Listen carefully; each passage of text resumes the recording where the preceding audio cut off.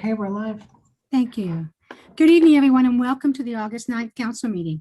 It's due to COVID-19 and recommendations by Waterloo Region Public Health to exercise social distancing and public gathering thresholds that the Township Council meetings are currently being held electronically. Members of the public may watch and/or participate in this open meeting electronically using any of the following methods. First, watch the live stream by accessing the meeting on the Township's YouTube page. Second, members of the public who are interested in attending as an observer or wanted to speak to any item listed under item 5, Committee of Adjustment, or item 8, Committee of the Whole reports, were asked to submit the request in writing to the Clerk's Division before 6 p.m. on August 8th. A link and telephone number has been provided to those who registered before the registration deadline.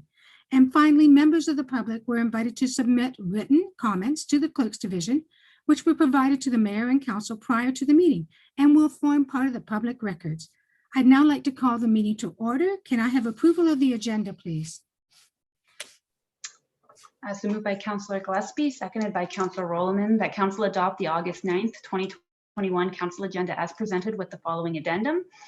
1, add item 8.1.4B, report number CLK-14-2021, exemption request to the mobile food vendor bylaw, and that council rearrange the agenda to address item 5, Committee of Adjustment at 7 p.m., and then reconvene the remainder of the council agenda items following Committee of Adjustment, and rearrange the agenda to move the staff reports under item 8.1.1A and 8.1.3A up in the agenda to be addressed during the presentations under items 6.1 and 6.2. Councillor Rolliman? Yes. Councillor Ossner? Yes. Councillor McCreary? Yes. Councillor Gillespie? Yes. And Mayor Foxton? Yes, That carries. thank you. And now we have, is there any disclosure of pecuniary interest or general nature thereof? Seeing none, public meetings none. Motion to adjourn and sit as Committee of Adjustment. Mayor Foxton will be doing that at 7 p.m. Okay, so we're going to bypass it and go to, sorry, my pages are, so what page are we on the agenda? Because mine have, We'll be starting at presentations, item 6.1. okay, let's go to 6.1, please. Tracy Smith and Robin Strangeway Calder with BDO Canada LLP regarding the 2020 financial statements. And they're present and ready to go, please.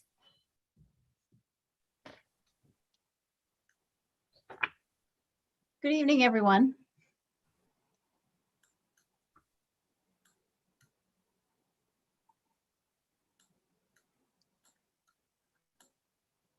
Can everyone hear me? Okay. Yes, thank you, Tracy. Okay, so you'd like me to proceed now? Yes, please. Okay. I don't think that I have the ability to share my screen, so I'm not sure whether the presentation is going to be shared by your clerk, or whether you would just like me to speak to it. Cynthia, do you have the presentation? Yeah, just give me a minute. Okay, Cynthia will load that for you, Tracy. Okay, I can share it if you prefer. It's just my screen is, my access has been disabled.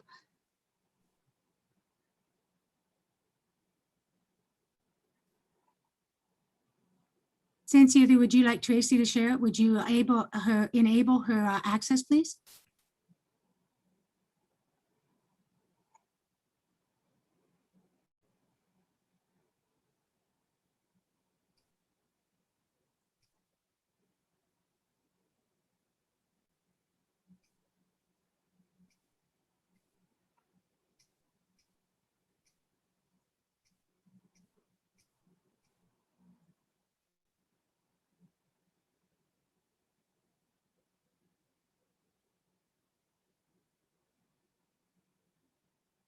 Okay, you should be able to share now. Thank you, Cynthia.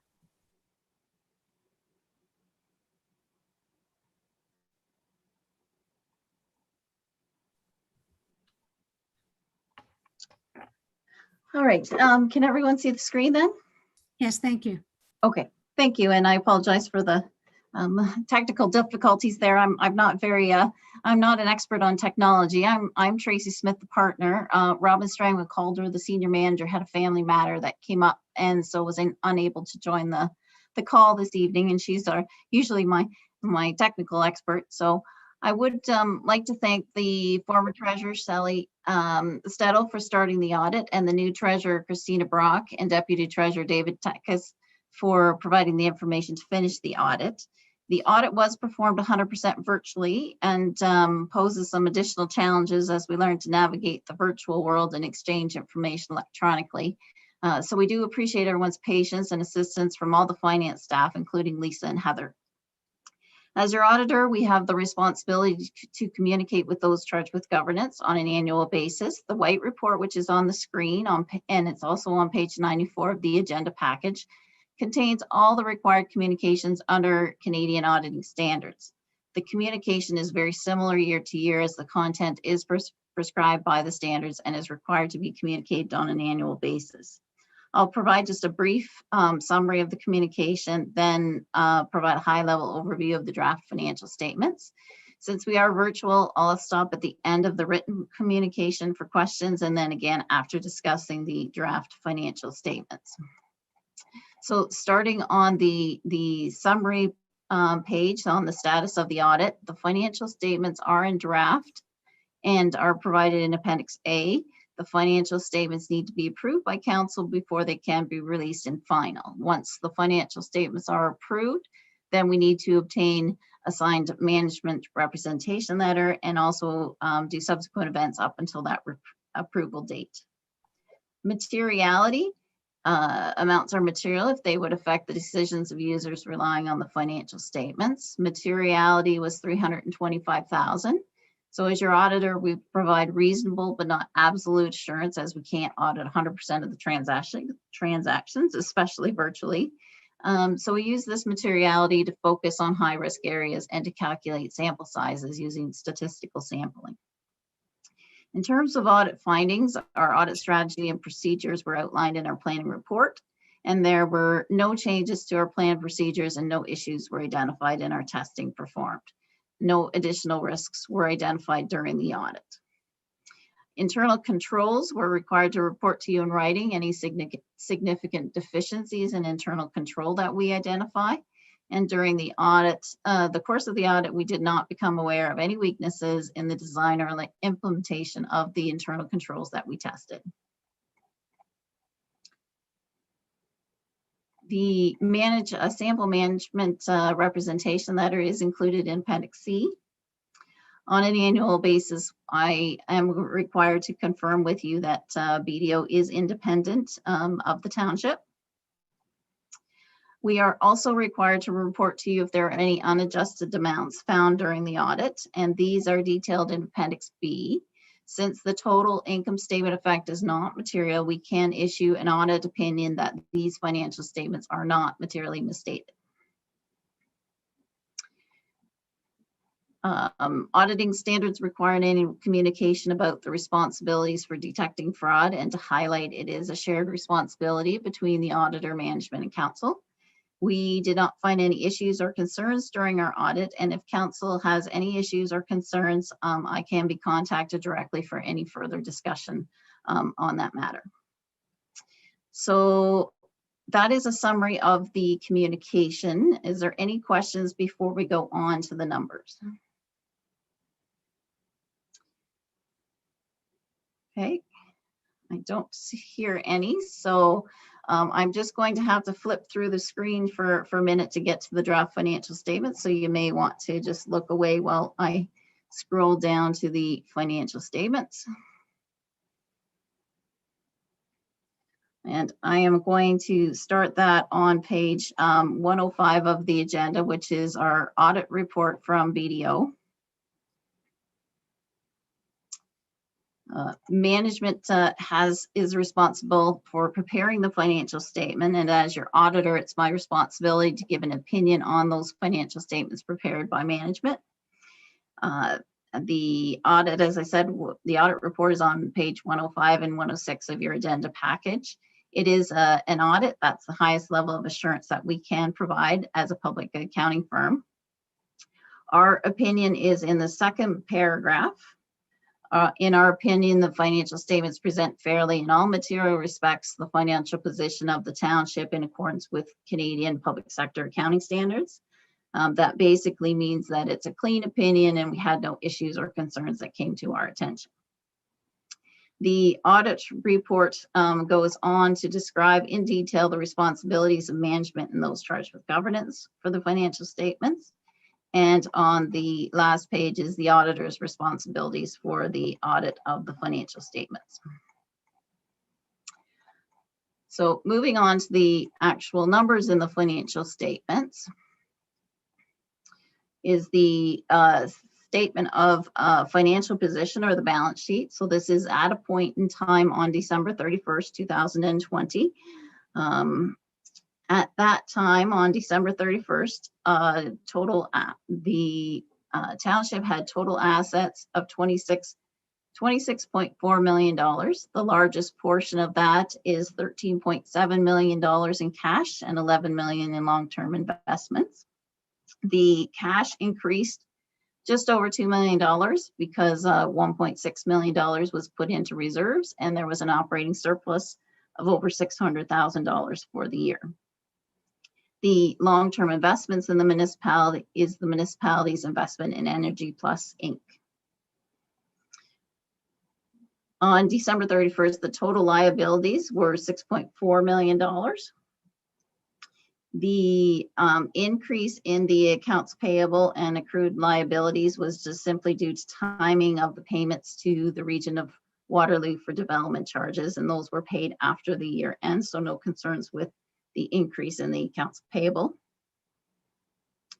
The long-term liabilities, there was no new long-term debt during the year, and you repaid $280,000 in principal.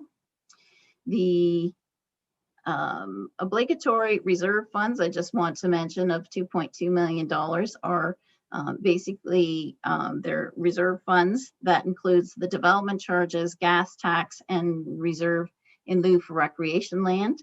So those reserve funds are available to be spent in the future. They are just not recognized in revenue until they're used to fund expenses.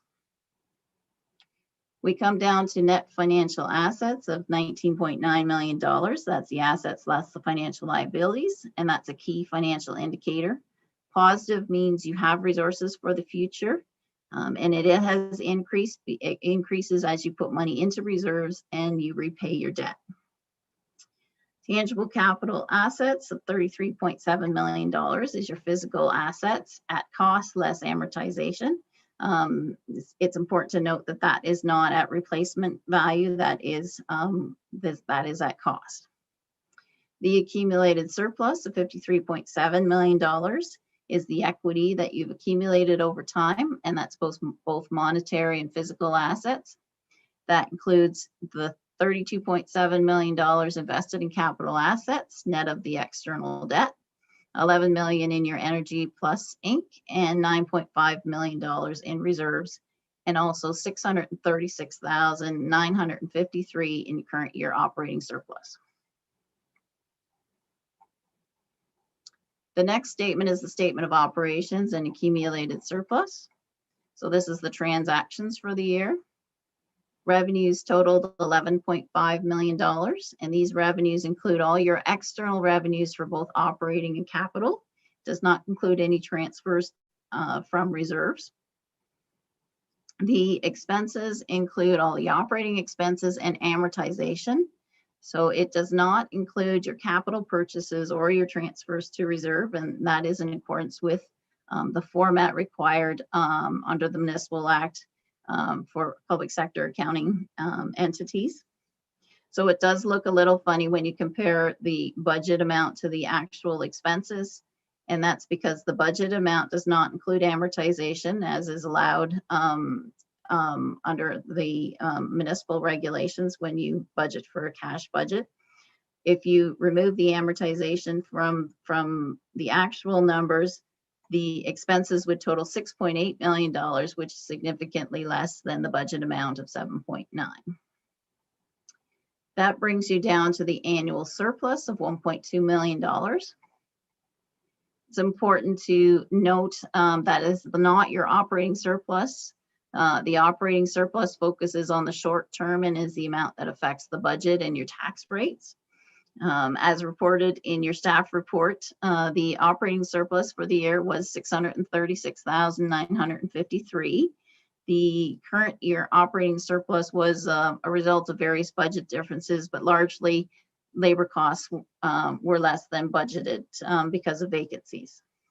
The amount you see here for an annual surplus of 1.2 focuses on the long term. So it's the amount of external revenue raised during the year after paying all your operating costs and covering amortization.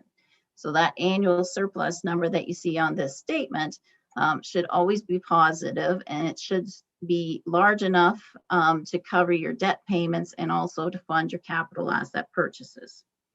So on the next page, we take that $1.2 million annual surplus and we adjust for the actual capital purchases and the amortization.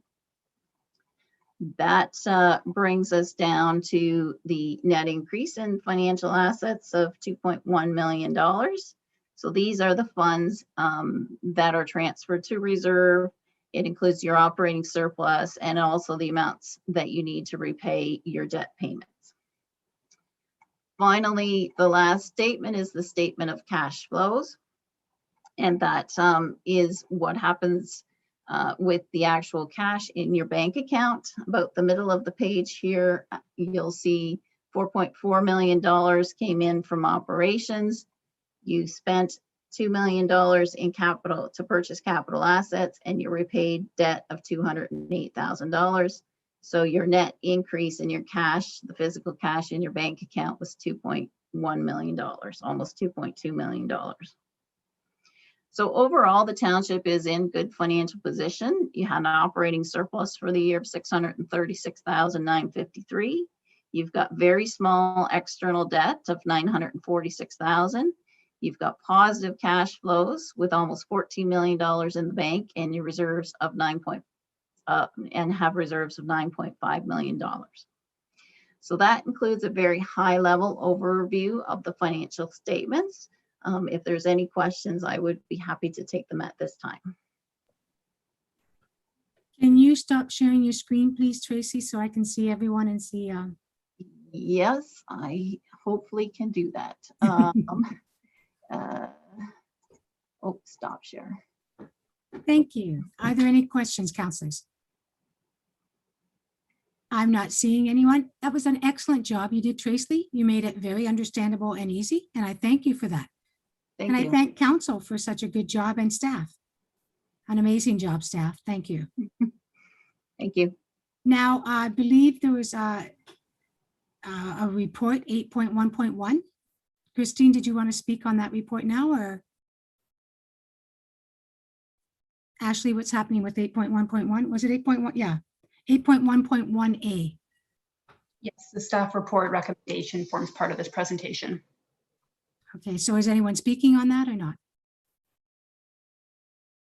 I can if you would like, Madam Mayor. Otherwise, if there are no questions, then the recommendation is that council approve the financial statements as presented.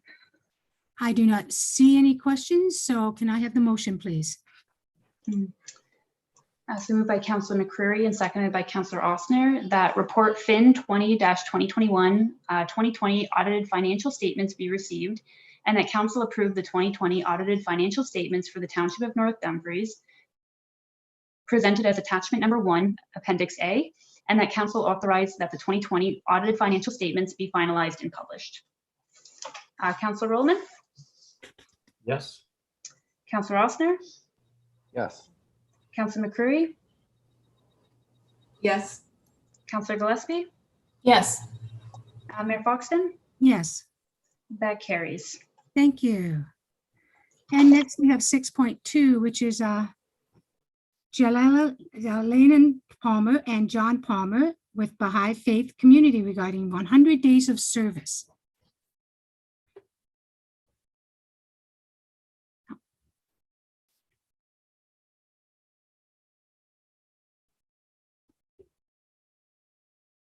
Is there a presentation or are they speaking on this? Yes, they are both in attendance to speak. Thank you.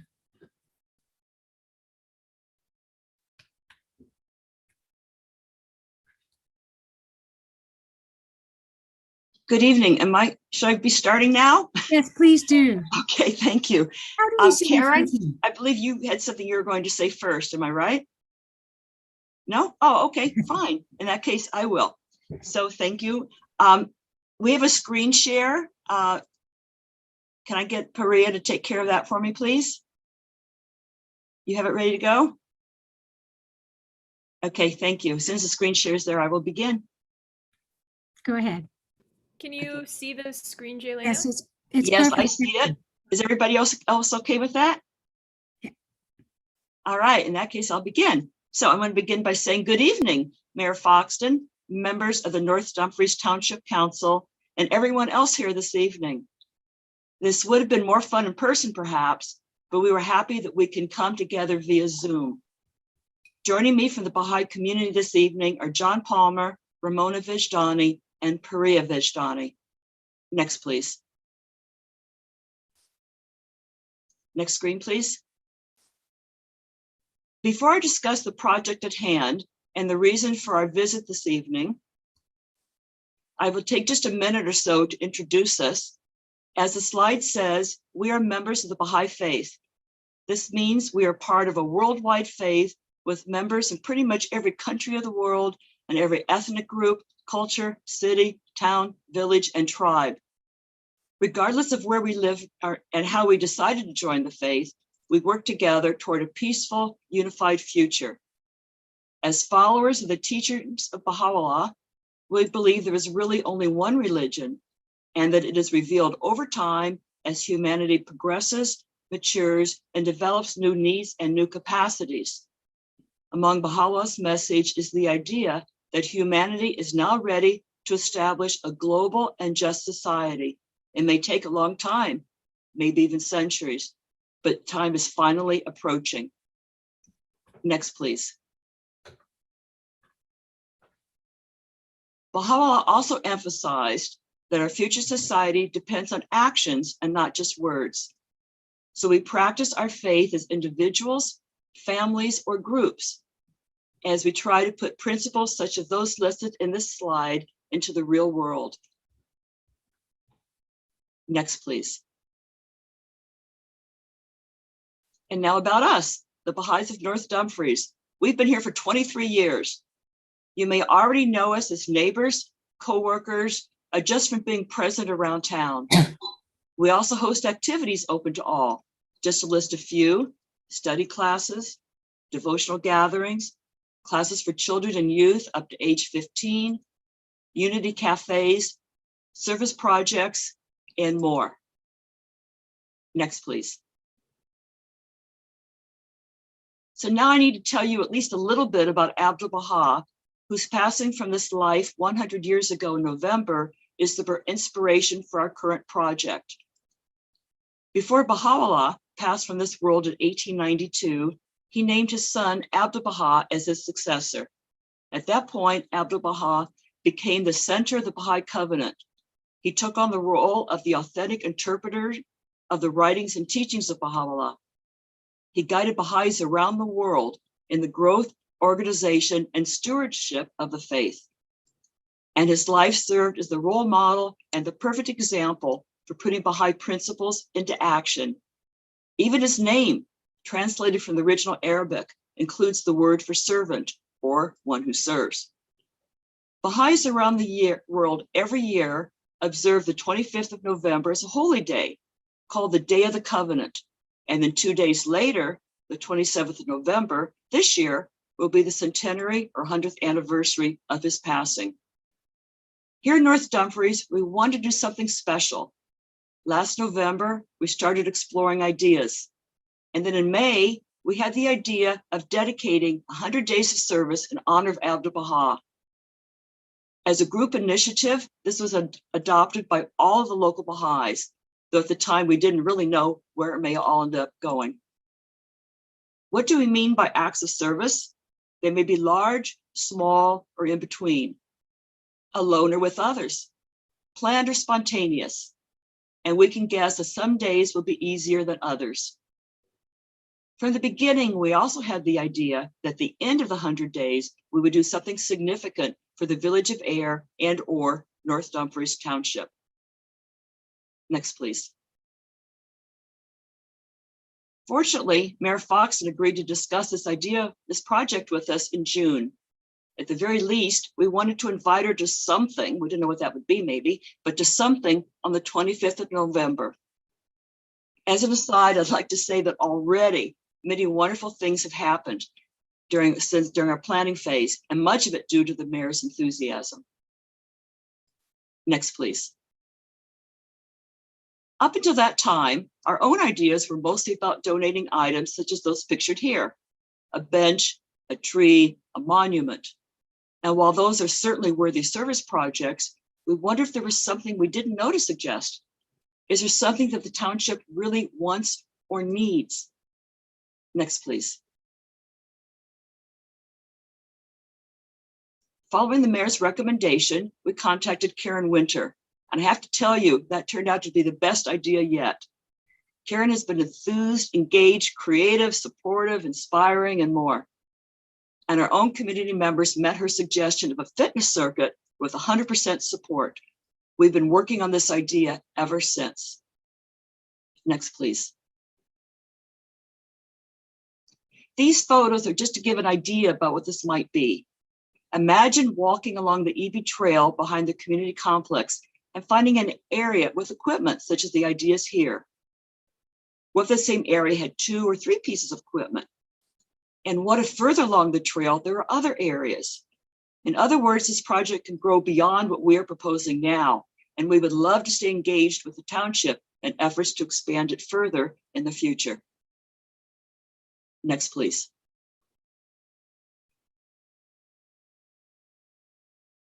We do not have the final amount yet, since some of our fundraising activities are still ongoing.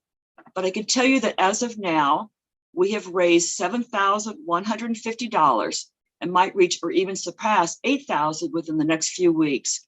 Your agenda packet shows an earlier figure of $7,000, but even since we submitted that figure a week ago, it's already increased. We want to keep in mind also the final selection of equipment and the location will be in consultation with Karen Winters and other township staff.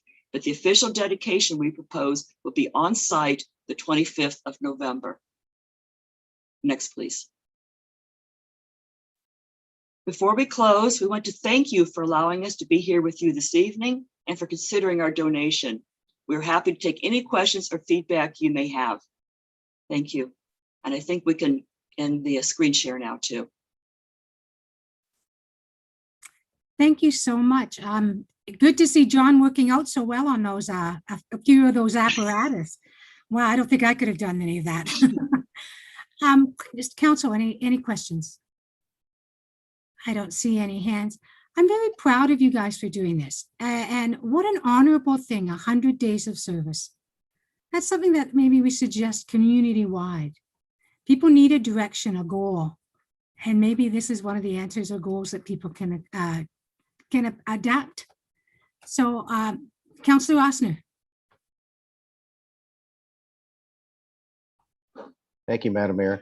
I was just Jelena, to say thank you. I think it's a wonderful idea, and I think it's a very unique idea, and I haven't seen anything like that, and that's the sort of things I like to see. I like to see new things that are brought to our township that maybe we can be the envy of the region. So thank you for bringing this.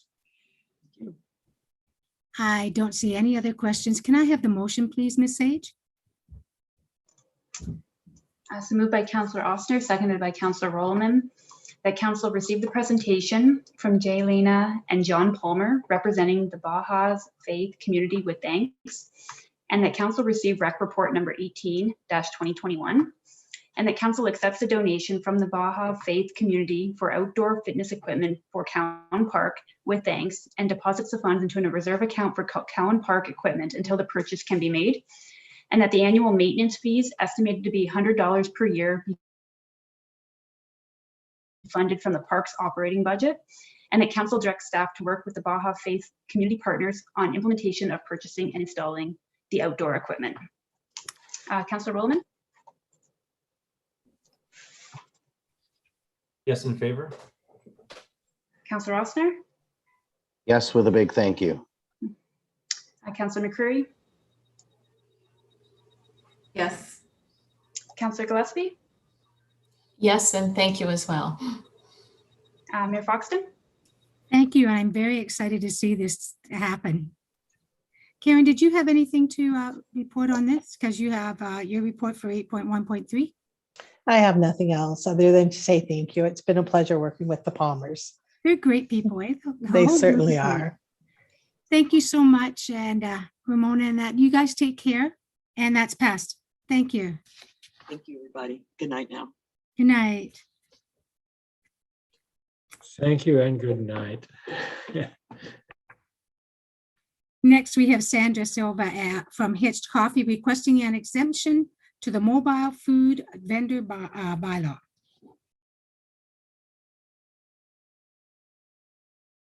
Is Sandra here? There she is at the bottom.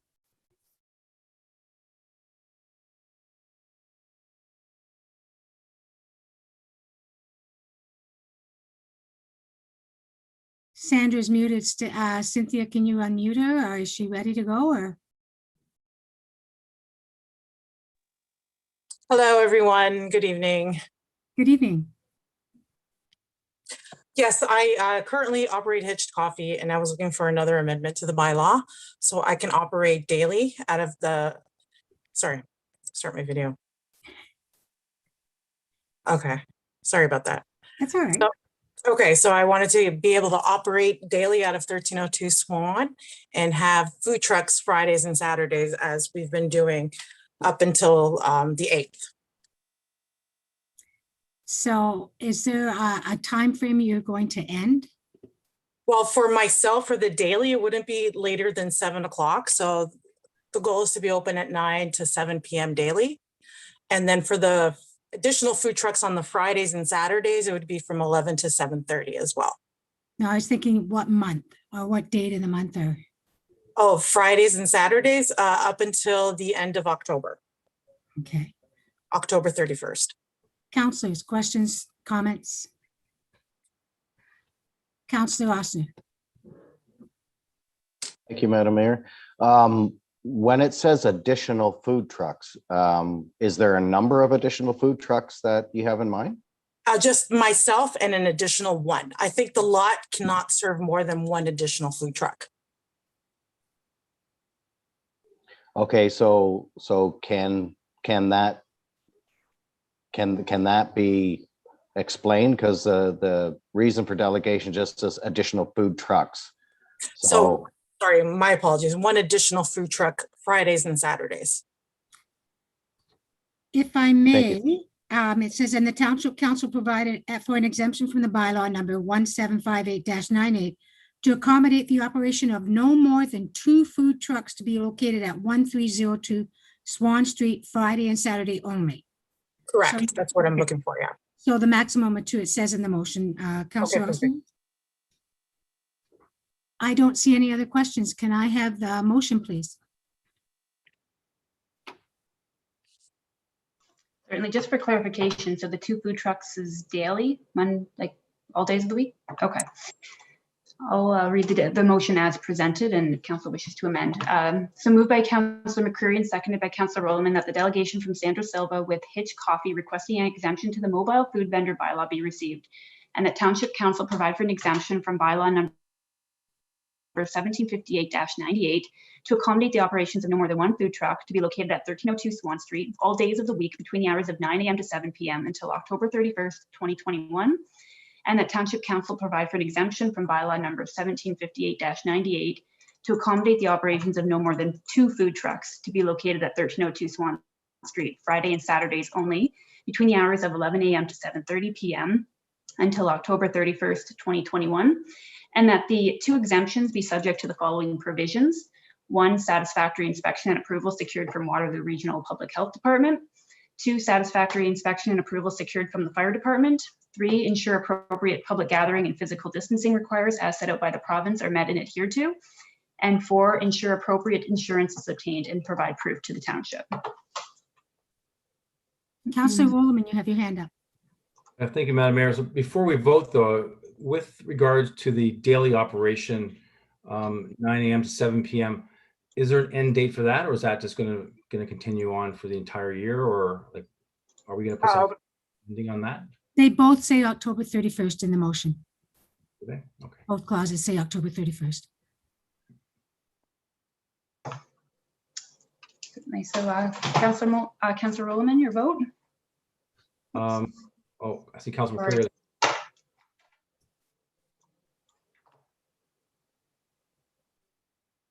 Councillor McCreary, sorry. Thank you, Mayor Foxton. I note that staff have submitted a report regarding the exemption request for food trucks. And they have noted that having these food trucks does cost the township some money in terms of bylaw officers needing to monitor the trucks, and also the fire department. And I'm wondering if we should not increase the amount of food trucks or expand the food trucks until we have had a chance to determine what would be an appropriate licensing fee to help the township offset the costs. Councillor McCreary, you're absolutely correct. The only problem being is to look at it, have the discussion, have the staff report, and a bylaw come back, then the bylaw to go to legal for jurisdiction. We're talking probably next season. Am I correct, CEO McNeely? Yes, Madam Mayor, you are. What staff is doing is we are actually doing a log as to what the activities and the amount of time that's devoted, and that will help inform a program for 2022 in terms of, first of all, amendments to the current bylaw dealing with mobile food vendors, but also what a fee or a license would look like in terms of cost to offset municipal involvement. So we are doing that information gathering right now. It will inform the program for 22. Councillor McCreary. So I gather that we're looking at this as being kind of a test case where we can see what it is like for the township to have these food trucks, and that for next year we can come forward with a more comprehensive bylaw and plan for this. I do have a concern about the downtown area starting to rely on food trucks to provide residents with what they need, because I mean, these food trucks aren't going to operate year round. They're going to end in the fall when it gets cold, and a bricks and mortar restaurant would operate providing services for the entire year. So I just do have a concern about the proliferation of the food trucks that are coming in, not as a fundraiser for one-time event, but as coming in to operate permanently on at least a 6-month basis. It is a concern that I have. Yeah, I think we all do. That's why I sent the email out previously stating we need to have this discussion. The only concern I have with this one is, and Sandra, I will address it to you, is the October 31st. Do you leave it parked there overnight all the time? I do. My vehicle that's her resting spot. So when I'm not operating, that's where she stays. I'm afraid of vandalism, and especially October, the later part, and especially you're doing till Halloween night, which means I'm concerned about Devil's Night and things like that, and the vandalism.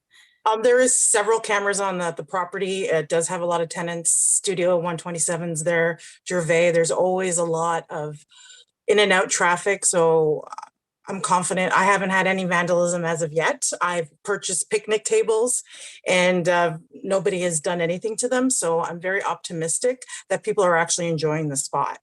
Good, good. And I've had very good comments. So if I see no other questions, then can you call the vote, Ms. Sage, please? Certainly. Councillor Rowland?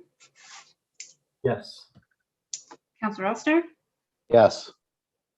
Councillor McCreary? Yes. Councillor Gillespie? Yes. Mayor Foxton? Yes. That carries. Thank you very much. Have a good night, Sandra. Thank you. Next, we have Diana Barber and Michelle DeTosmo with the Air Community Theater regarding bringing a live community theater to Air. Do I hear a drum roll? We would love it if you would give us a drum roll, Mayor Foxton.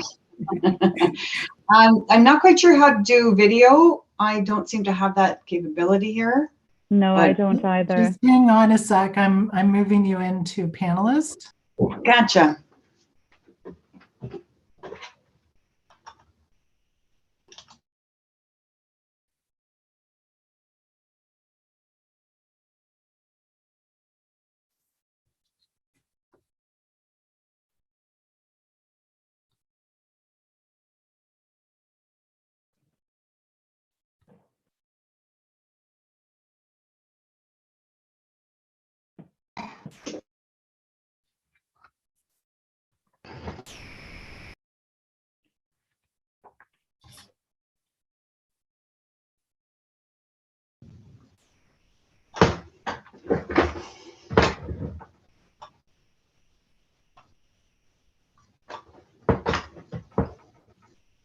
There's the lovely ladies. You're on. Is Michelle on as well? Yes. I'm here. Yeah. All right. Well, hello, everyone. Mayor Foxton and councilmen, delegates, thank you very much for having us here today. Michelle DeTomaso and myself are representing a small group of people here in Air that would really like to see live theater be brought to Air. We have some experience in live theater, and we feel that this community could benefit in many different ways from having a group such as ours come to life. Michelle has a brief PowerPoint that we'd like to share with you first, and then we can go from there if that's all right. Please go. Michelle, I'll let you take it from here. Thank you. Can everyone see my screen? Yes, thank you. That's great. So thank you for having us today. We're really excited to talk about the possibility of Air Community Theater. Bear with me for a moment. There we go. So it is a really brief PowerPoint. We just want to talk about the who, what, when, where, and why of Air Community Theater. So first of all, who are we? We're 5 individuals who are really passionate about the arts, particularly theater. 4 of us are current residents of Air and also 1 former resident. Diana and I are representing the group today as delegates. We also have Dan Payne, Vivian Rayner, and George Schmidt, who are involved as well. So Diana herself has been a resident of Air for 30 years. She's been involved in numerous theater groups, including the Community Players, Paris Performers Theater, and she was a board of director on KW Musical Productions. She also has demonstrated leadership skills at Revlon Canada and Wellness Works. Myself, my name is Michelle DeTomaso. I've been here for 4 years in Air. I am an actress, a vocalist, and a director. I have 23 years of experience in community theater across Southern Ontario. I'm also an administrator of the Air Community Watch Facebook group, and I'm currently, and for the past 18 years, I've been a director at Sun Life Canada. Dan Payne was a recent resident of Air. He has moved out of the area, but he is still very much committed to this project. Owner of Dan Payne Productions, also a performer with Drayton Entertainment, Theater Bedek, with experience in video production, play direction, etc. Some of you may know George Schmidt. He's a lifelong resident of Air and a member of Air Paris Band. And lastly, but not leastly, is Vivian Rayner, long-term resident of Air. And it was actually her who instigated the idea recently back in April for a local community theater. She also drove the creation of that lovely logo by engaging her son and artist Colin Jameson. So what do we want to accomplish? We want to create a not-for-profit organization that promotes arts and culture. Our plan is hopefully to have a smaller show in the spring and then a larger, possibly musical production in fall of every year, featuring local talent. We are looking for a permanent home, somewhere where we can rehearse, where we can perform, also store some of our belongings that go hand in hand with putting on a production. And really importantly, we want to provide opportunities for youth to learn about the camaraderie of theater and also provide volunteering opportunities. When do we want to begin? Well, we did begin actually in April of this year. We started meeting on a regular basis. We do have a goal to launch our first show in November of 2021, which is not that far away. And where would we like to operate? Well, our hope is to make Ayr Community Centre, the ACC, our home. We did have a tour, which was really insightful, and we're so excited about the space and that possibility. We're hoping to take advantage of the storage spaces for items that we may bring with us as part of a production, like props and costumes.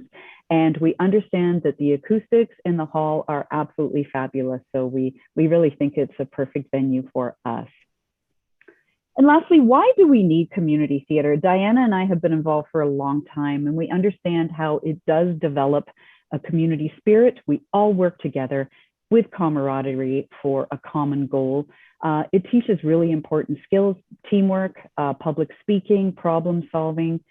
We can increase or strengthen the community's cultural involvement, and it really is a place for everyone, all ages, all cultures, experiences to come together, embracing diversity and inclusivity. And we really want to foster our local talent. Right now, as you can see, I've included logos for many, many community theater groups around the area. And the talent that we have may be seeking opportunities to participate with those groups. We'd really like to give them an opportunity here in Ayr to do that. So that is just a little bit about us, who we are, what we want to accomplish, and we're really excited about it and speaking to you tonight. So thank you for letting us share that. Thank you so much for coming. I have to tell you that when Gail Fricker from Knox United Church first came to town, I had mentioned to her about starting a community theater. I thought that that was the next direction that our town would go in, get a little more into the arts as well. And Gail started the children's theater, but I love this idea. I hope we can make it work. It's Ayr's time to grow and expand into other ways. Councillors, do you have any questions or comments? Go ahead, Margaret, and then Derek. I'd just like to say that this sounds like a fabulous idea.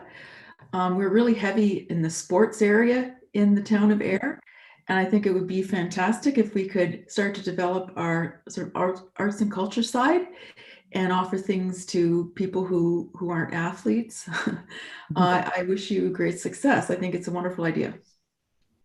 Thank you. Councillor Rossner. Thank you, Madam Mayor. I think it's a great idea. I have a couple concerns. One of the concerns is how it's going to displace any of the current groups in the Ayr Community Center. And also, we had spoken a while ago from other charitable groups that have come, and correct me if I'm wrong, but if we're looking at donations and sponsorship from the township and that, we had asked, are they a registered group?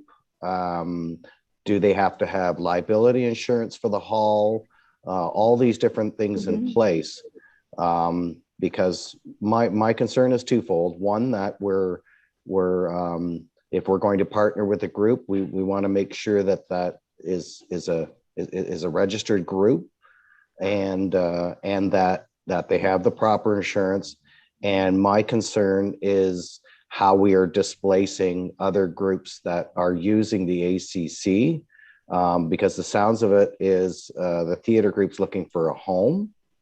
And currently, for example, the Ayr Pipe Band on Monday night, the Ayr Paris Band, I believe there's a boot camp going on.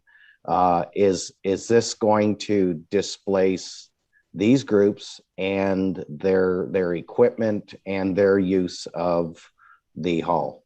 CEO McNeely. Thank you, Madam Mayor. So as part of the agenda package, the schedule that the Ayr Community Theater Group proposes for calendar year 21, or what's left in calendar year 21, is appended.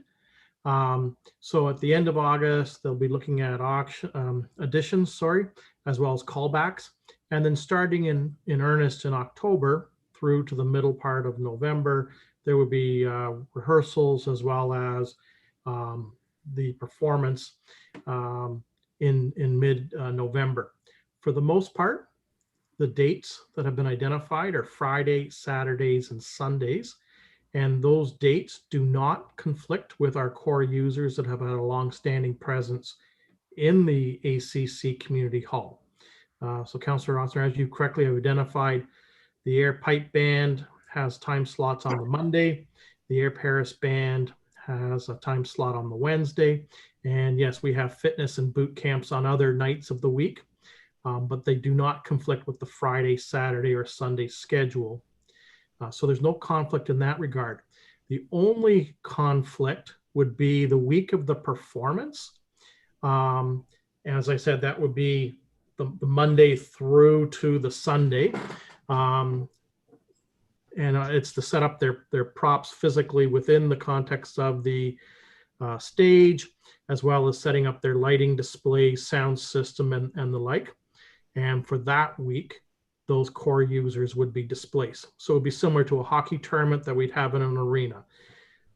We give pre-notice, and those individuals are bumped from that week. We try to accommodate them in other venues if we can, if it's possible.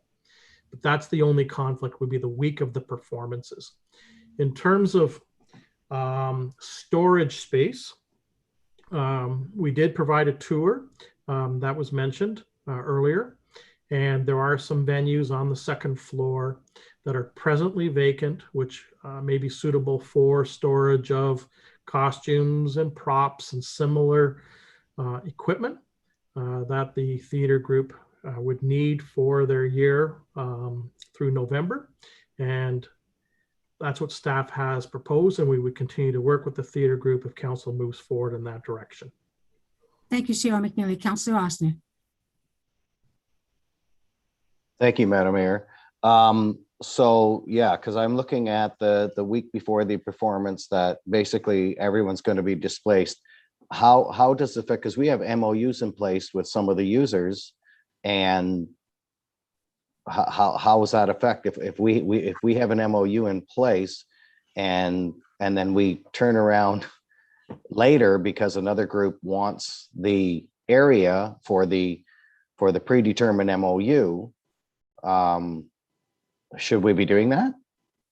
So that's what we indicate. As we do with ICE users, we try and accommodate them at a different venue to offset for that one period of time in which we affect them.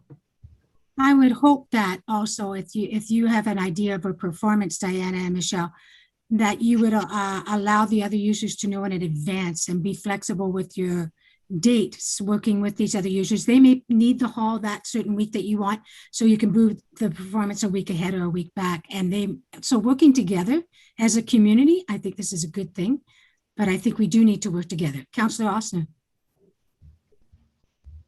Thank you. Yeah, because I'm looking at the setup schedule. I guess it'd be impossible to set up on one day, setting up all day on Thursday the 11th, rather than evening setups. That doesn't give enough time, does it? It's not a lot. And to be very honest with you, it's like what we've provided you is a very short rehearsal schedule than what typically would be needed. We also typically don't do a Friday, Saturday, Sunday. We chose those dates because that's the availability of the ACC. If there was another date available, we would probably take that rather than spend every weekend, all weekend doing this.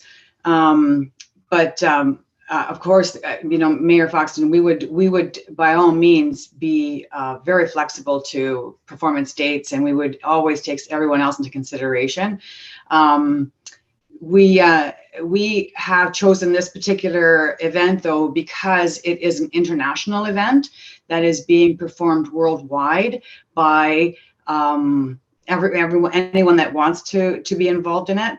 It's free of charge, which is unheard of. We don't pay royalties. All the music has been provided, so it's very cost effective for us, being a group that doesn't have any money. So those dates were chosen for us by the Musical Theatre International, because that is those dates that will be performed around the world to celebrate theatre coming back into our lives again. Michelle. Go ahead, Michelle. Yes, in answer to Councillor Osner's question, we are registering as a not-for-profit organization, not a charitable organization.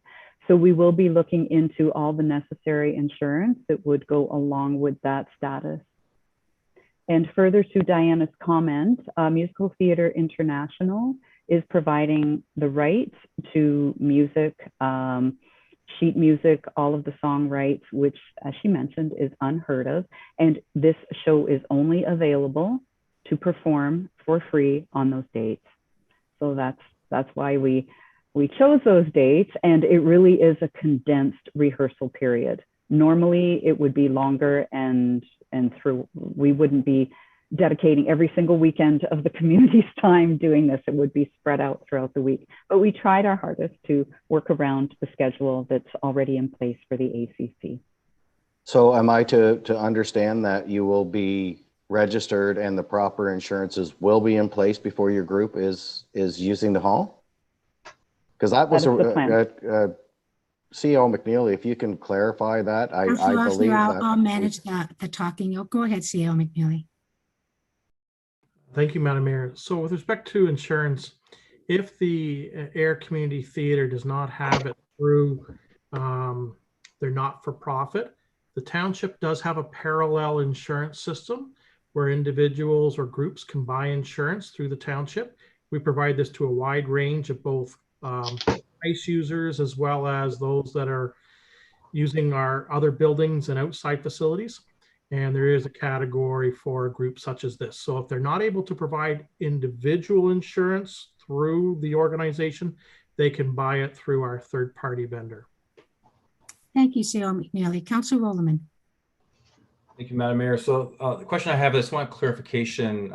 What is the financial ask here, what financial commitment they're looking for from the township? I'm sorry, can you ask again? He's asking what you're asking financially from the township. Yeah. Financially, what we're asking from the township is everything. No, I'm teasing. Actually, if we could have the ACC for free, that would be ideal. Any other funding that can come our way would be ideal. And like we said, this particular project that we're working on currently is free of charge for us, which is bonus. Our goal is to, send out notices to the community and be able to provide costuming, lighting. There's so much else that's involved with the theater that people don't really even know what all the costs that are necessary that go into making a production go through. So if we could at least have the rent just for the first year for the ACC, as you can see, they would be thousands of dollars if we had to pay the current price that the ACC is being rented for. Councilor Michelle? Rollerman, you still have your hand up. Did you? And Michelle, you still have your hand. Did you both have comments or not? Yes, and of course we're seeking grants as much as we can. We are not registered yet. We have all the paperwork, is just waiting to go. But as you can imagine, even registering for a not-for-profit costs money. And we are 5 individuals. We're just building from the ground up, literally, without a home. So we are going to be seeking grants. There are some timelines on grants that put a little bit of a challenge into our timeline. I believe that we have until a certain date next year to apply for arts grants. So yeah, as Diana mentioned, in a perfect world, we would have the ACC rent-free for this production. And Mr. McNeely was really helpful when we had the tour and explained that there could be a schedule for a reduced percentage of rent going forward. So we would certainly be interested in finding out about that or other options that the township could help us with. Councilor Roman. Madam Mayor, so I mean, I'm totally in favor of this project. I think it's great. I'm just curious if the staff have a dollar amount of what this represents in terms of our budget. Do we know from staff what the free rent would add up to for the 1 year that they're asking for? CEO McNeely, what would be the rent to cover the remainder of this year? So Madam Mayor, I'm just going to pull up one of my emails just to confirm the figure. Just give me a moment, please. Of course.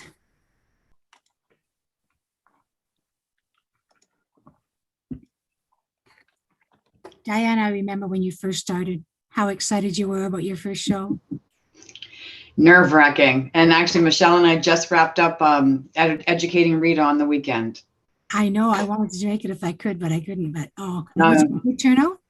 It was amazing. Very successful. Yeah. It was, yeah, it was amazing. Yeah, it was a great production. We actually hope to bring that to air as well at some point because it was such an amazing production. Excellent. So Madam Mayor, as you know, we're obligated to collect HST when we have a rental contract, whether it be the theater group, ice sports, soccer fields, whatever the case is.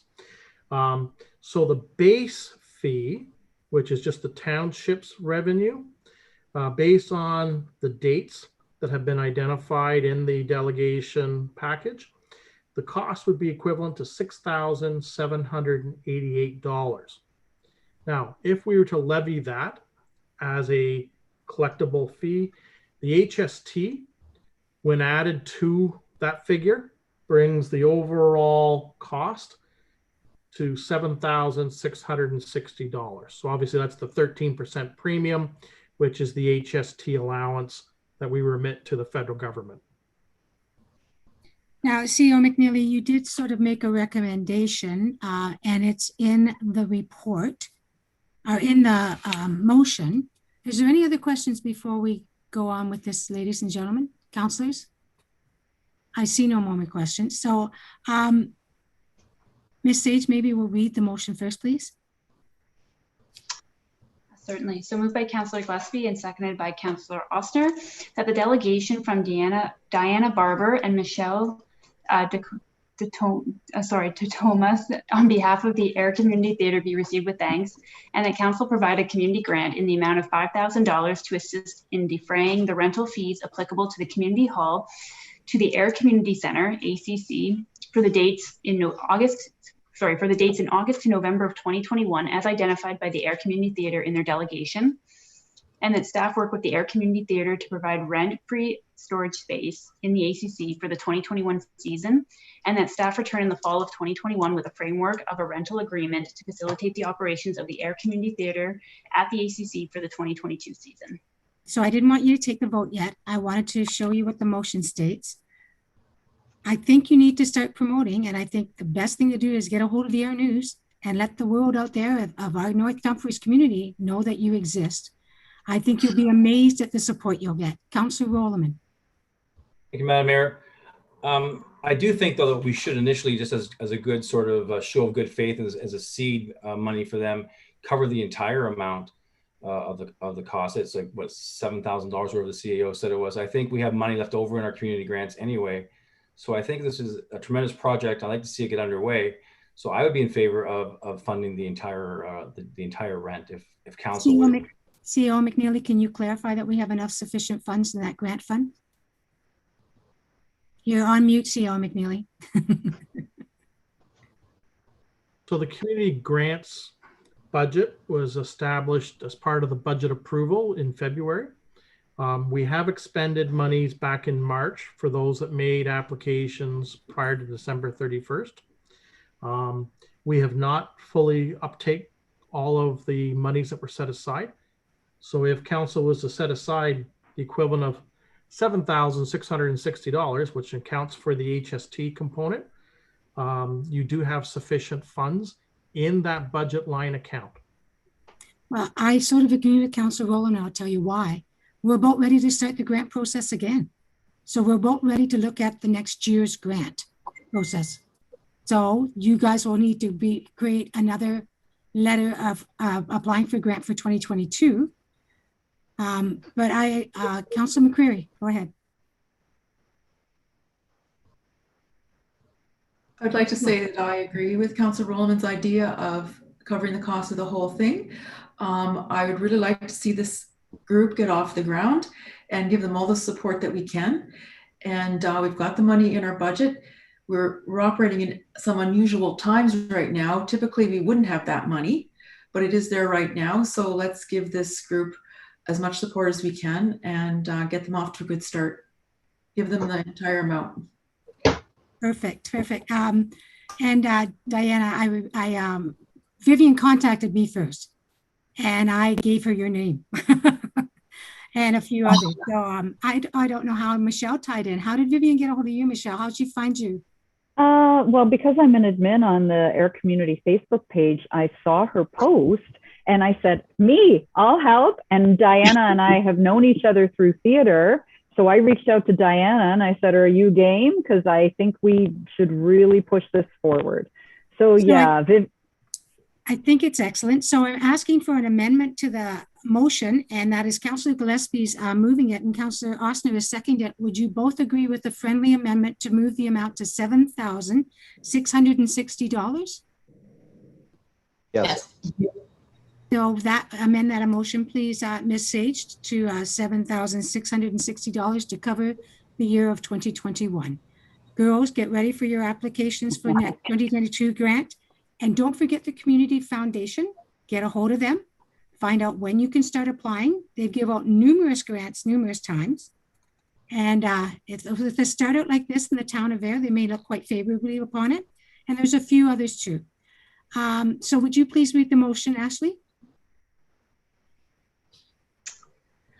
So moved by Councillor Gillespie and seconded by Councillor Ostner that the delegation from Diana Barber and Michelle Tacoma on behalf of the Air Community Theatre be received with thanks, and that council provide a community grant in the amount of $7,660 to assist in defraying the rental fees applicable to the Community Hall of the Air Community Centre, ACC, for the dates in August to November 2021 as identified in the Air Community Theatre in their delegation. And that staff work with the Air Community Theatre to provide rent-free storage space in the ACC for the 2021 season, and that staff return in the fall of 2021 with a framework of a rental agreement to facilitate the operation of the Air Community Theatre at the ACC for the 2022 season. Mayor Foxton, Councillor Rowland. Yes, in favor. Councillor Ostner. Yes. Councillor McCreary. Yes. Councillor Gillespie. Yes. And Mayor Foxton? Enthusiastically in favor. That carries. Don't break a leg, girls. Thank you. Thank you so much, Thank you everyone. so very much, everyone. Really appreciate it. We'll see you in the theater. Yes. Ms. Sage, we are adjourning. Now we will adjourn and go to Committee of the Whole. Or Committee of Adjustment. Okay, yes. So moved by Councillor Ostner and seconded by Councillor McCreary that the council meeting be adjourned at 7:08 p.m. to sit as Committee of Adjustment for the purposes of holding public meetings pursuant to the provisions of the Planning Act. Councillor Rowland? Yes. Councillor Ostner? Yes. Councillor McCreary? Yes. Councillor Gillespie? Yes. And Mayor Foxton? Yes. That carries. Thank you. And so I'm back over here. Committee of Adjustment. Are we ready to start? Do we have to move anybody in and out first? Yes, we are ready. Thank you, Cynthia. Good evening, everyone. We are going to start the Township of North Dumfries Committee of Adjustment portion of our meeting for this evening. We have 2 Committee of Adjustment applications scheduled for this evening's meeting. Members of the public who have registered before the registration deadline for both items have been provided with the link and telephone number to join the virtual meeting this evening and have indicated to staff which application they would like to participate in. Staff will move these individuals who have registered into the meeting to speak in the order of the application being heard. First one, 5.1, report number PD-45-2021, consent and minor variance application for 7 Cochrane Drive. I'd like to state that notice has been provided in accordance with the Planning Act. The Secretary Treasurer will record everyone who has commented on this application, attended, and or have registered with the Clerk's Division to attend the meeting this evening. These individuals will be notified of the decision or the convening of future meetings. I'd like to now introduce Shahid, Township Planner, who will be presenting for this application.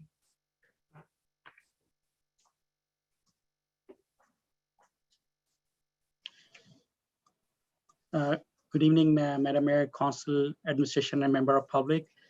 Tonight, I will be presenting the 2 planning application, consent application B0321, minor variance application A721 for the property located at 7 Cochrane Drive.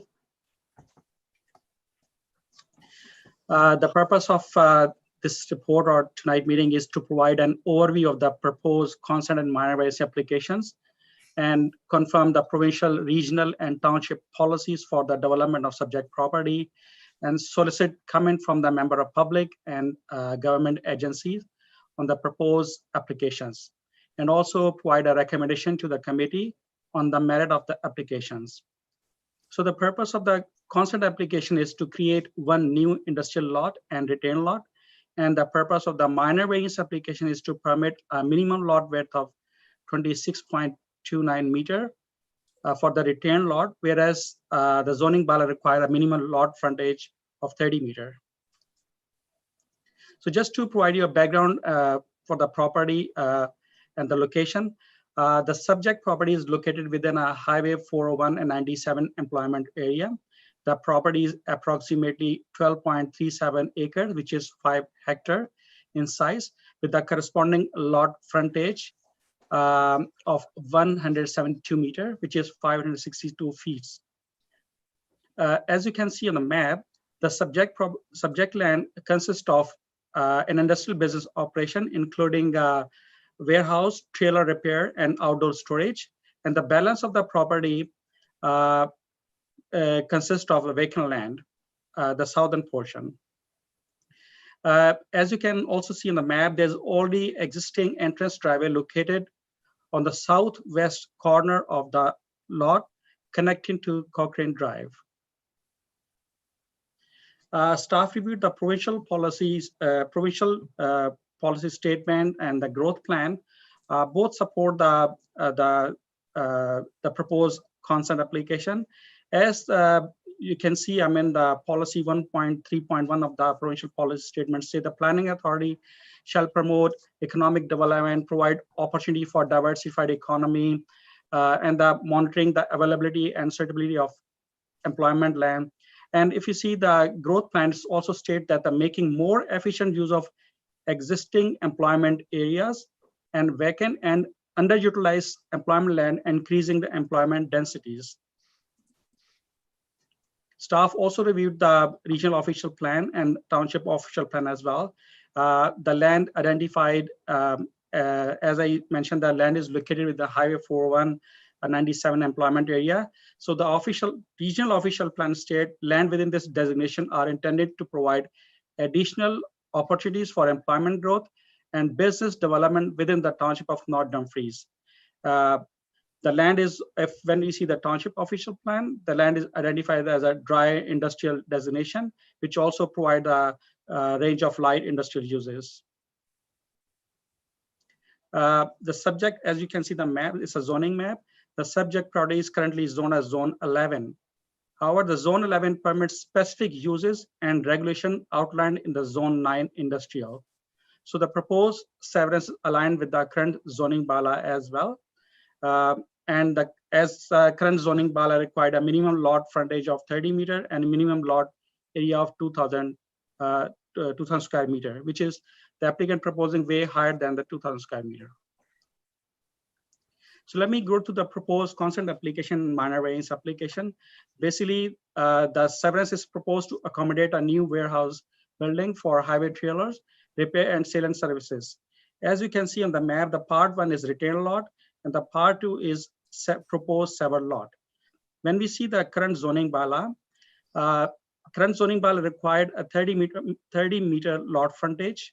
And when you see the several lot is proposing 146.29 meter, which is way higher than the required lot frontage size.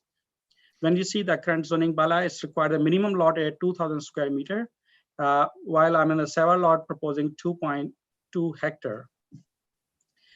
When we see the retained lot is deficient in lot frontage.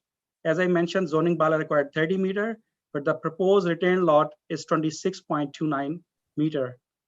As I mentioned, the minimum lot required 2,000 square meter, and the proposed retained lot is 2.8 hectare, which is 6.29 acre. So the lot frontage is deficient in lot size. So the applicant also submitted the minor variance application concurrently with this consent application to facilitate the consent application. So when we see the retained lot will continue to utilize the existing driveway. As you can see, there's already existing driveway. The retained lot will definitely continue to utilize the existing driveway access. And as I mentioned, the applicant proposing a lot frontage, which is 26.29 meter. And the proposed several lot will require a new driveway. As you can see, there's a cul-de-sac. So the proposed several lot will require a new driveway access proposed to be situated in the southeast corner of the property, as you can see on the map. So as I mentioned, the minor variance, I already explained that the lot frontage is only required for the lot frontage. The required lot frontage 30 meter. The applicant is proposing 26.29 meter for the retained lot, which is very minor in nature. So the applicant also, the applicant submission package also circulated to department and external agencies. So no comments concern received from any agencies or the applicant circulated to within 120 meter radius of the adjacent property owner. So no comments concern received from any member of the public. The applicant submission package also circulated to agencies and internal department. The regional staff expressed no objection and concern to the application. Building division, they expressed that retained lot requires site plan control, and they also mentioned the appropriate fire route design should be submitted for approval. Public Works Department, basically they provided some comments, which is mainly focused on the grading, drainage easement, traffic impact requirement, site servicing. So the applicant also submitted the site plan application concurrently with these two applications, which will be also included in the tonight meeting agenda. Energy Plus expressed no concern, but they mentioned that any new structure must meet the current electrical safety authority and Energy Plus clearance. So staff recommend to the Committee of Adjustment the consent minor variance application be approved based on the analysis that staff didn't receive any comments concern from the any department or agencies. No comments and concerns received from any member of the public. The proposed lot size and dimension of the proposed several lot are considered compatible with the adjacent uses and properties. And if the subject application are approved, a site plan application will demonstrate access to the property, parking, grading, landscaping plan, drainage, stormwater management. As I mentioned, the applicant also submitted the site plan application. Staff understand that the proposed consent application minor variance application is minor in nature. As I mentioned, the lot frontage required 30 meter, while the applicant proposing 26.29 meter. The application desirable for the appropriate development, as it will continue to be using the existing driveway, and it's also confirmed with the township official plan. The proposed minor variance also meet the intent of the zoning official plan and also meet the standard and regulation of the zoning bylaw. So staff recommend to the Committee of Adjustment that subject application be approved, subject to the condition noted in the recommendation section in the report. Thanks, Madam Mayor. Thank you, Shahid. Would the applicants wish to make any comments? Good evening, Mayor. Shahid, can you take down that? Thank you very much. Go ahead. Oh, Go yeah, ahead, good Wes. evening, Mayor. No, I think she actually did an excellent job explaining everything. So we're looking for approval on the driveway variance, or the minimum lot width, I guess, variance to 26 meters, and also the severance. So that's pretty much it. Okay, and counselors, any questions? Okay, Ashley, you can read, you do not have to read the motion in its entirety. So go ahead, Ms. Sage. Certainly. As moved by Councillor Ossner and seconded by Councillor Gillespie, that Committee of Adjustment receives PD report number 45-2021, and that's as presented in the staff report. Councillor Rollman? Yes. Councillor Ossner? Yes. Councillor McCreary? Yes. Councillor Gillespie? Yes. Mayor Foxton? Yes. That carries. Thank you very much. Have a good night. Wes? Thank you very much. Take care. Next, we have report number 5.2, PD 48-2021 consent and minor variance application. Cynthia, do you have to wait till you move people in? Are we good to go? If I can have another moment. Of course. Sorry, I got ahead of you.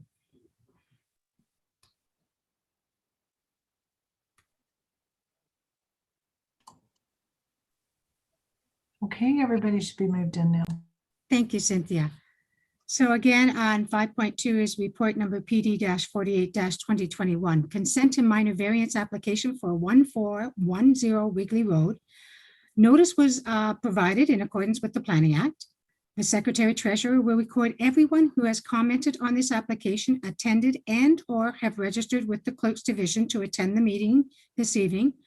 Those individuals will be notified of the decision or the convening of future meetings. I'd now like to reintroduce Shahid, the Township Planner, who will be presenting the application. Thanks, Madam Mayor. So the next application I'll be presenting regarding the consent application B01/21 and minor variance application A06/21 regarding the property located at 1410 Wrigley Road. So just to give you some background, then that April 27, 2021, staff presented the information report to the committee regarding consent and minor variance application, as I mentioned, which is located on 4010 Wrigley Road. The purpose of that information report was to provide an overview of the proposed severance and minor application, solicit comment from interested member of public and government agencies, and identified the issues. Tonight, staff is presenting the recommendation report. The purpose of this report is to advance recommendation for committee consideration on the merits of the applications. So the subject property, as I mentioned, which is located on 1040 Wrigley Road, the property consists of 2 lot frontage, as you can see in the map, a 12.68 meter lot frontage, which is along with the eastern property line. And there's also another lot frontage, which is the 30 meter along the western property line.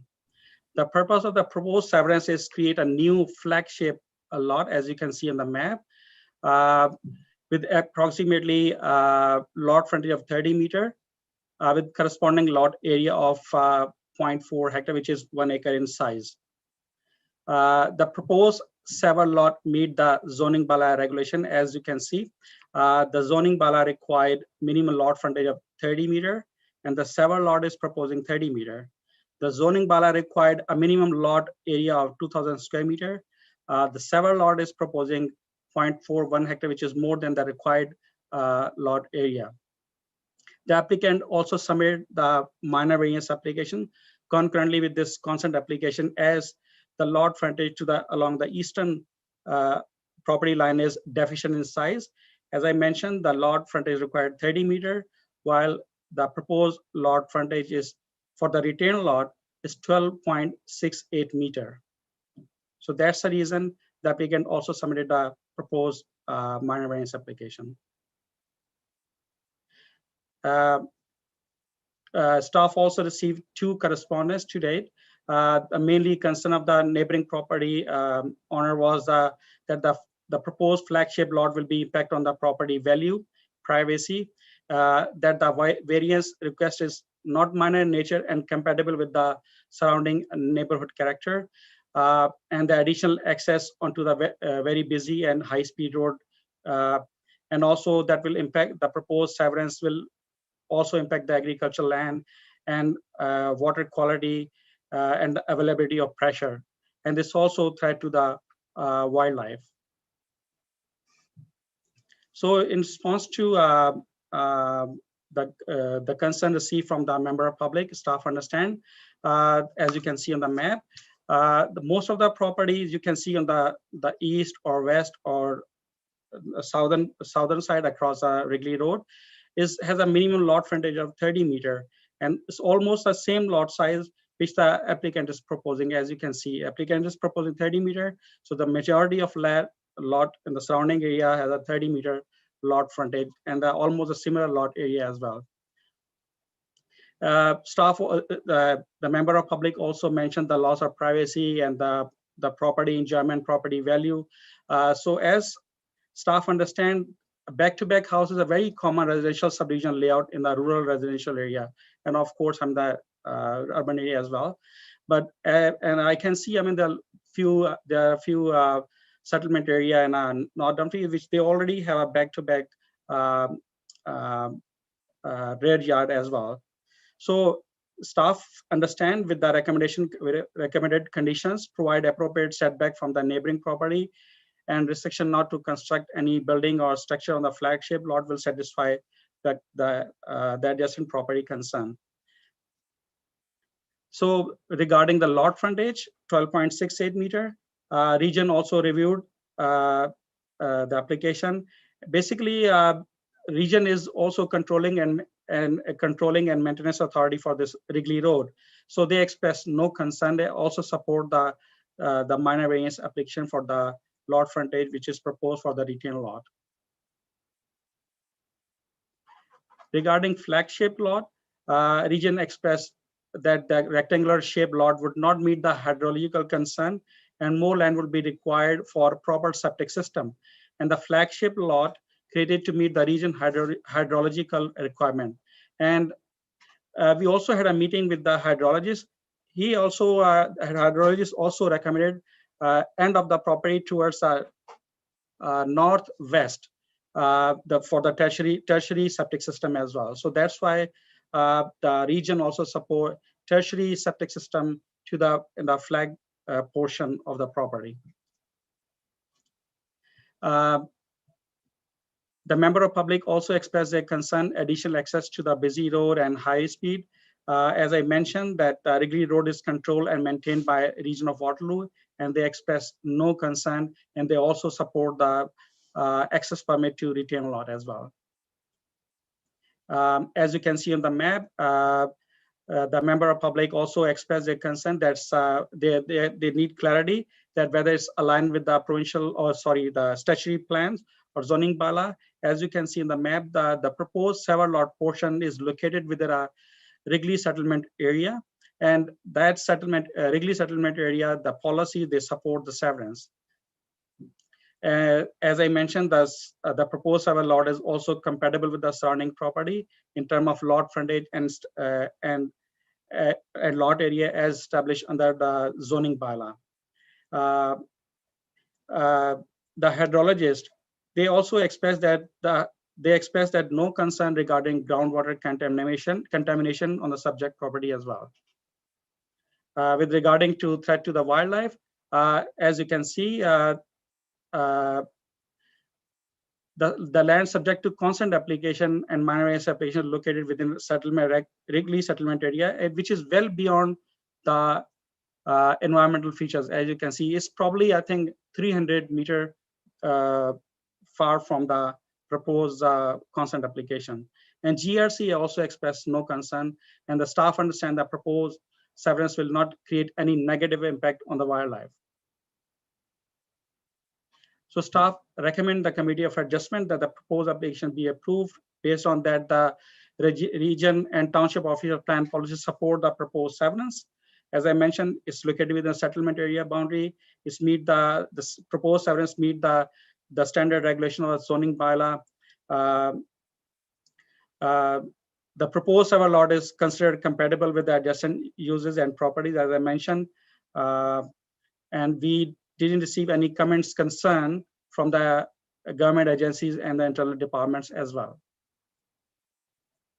So staff understand the comments concern raised by the member of public have been addressed, and the subject land are suitable for the proposed, provided that the required conditional with respect to servicing, grading, drainage, and tertiary system can be fulfilled. So basically, there'll be also a condition in the development agreement, which will require the development agreement signed between the property owner and the township.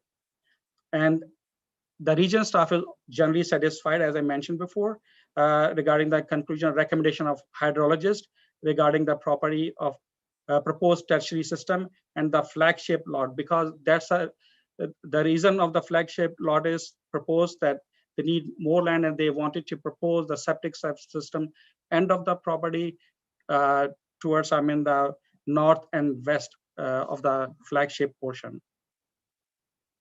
The staff understand the proposed minor variance is minor in nature.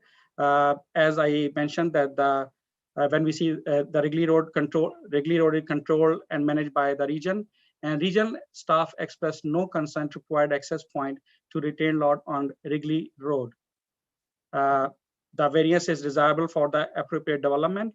As I mentioned, the proposed sever lot, if approved, the eastern portion is the only option to provide access to the retained lot. There's a 2 access along the western portion of the along the western property line and along the eastern property line. So if consent application approved, there's no option to provide another access to the eastern for the retained lot.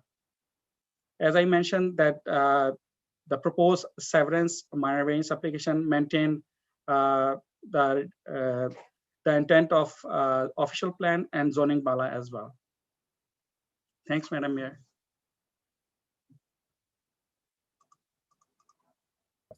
Thank you, Shahid. Would the owners like to, Andrew and Angela McDonald, have you got anything to say? Would you like to speak? Thank you very much for letting us be here tonight. And yeah, we just look forward to hearing some more comments and we'll go from there. Thank you, Mayor. Thank you very much. I have Lee and Dan Medeiros have registered to speak. Hi. Yes, Hi. please. Go ahead. Thank you for listening to us.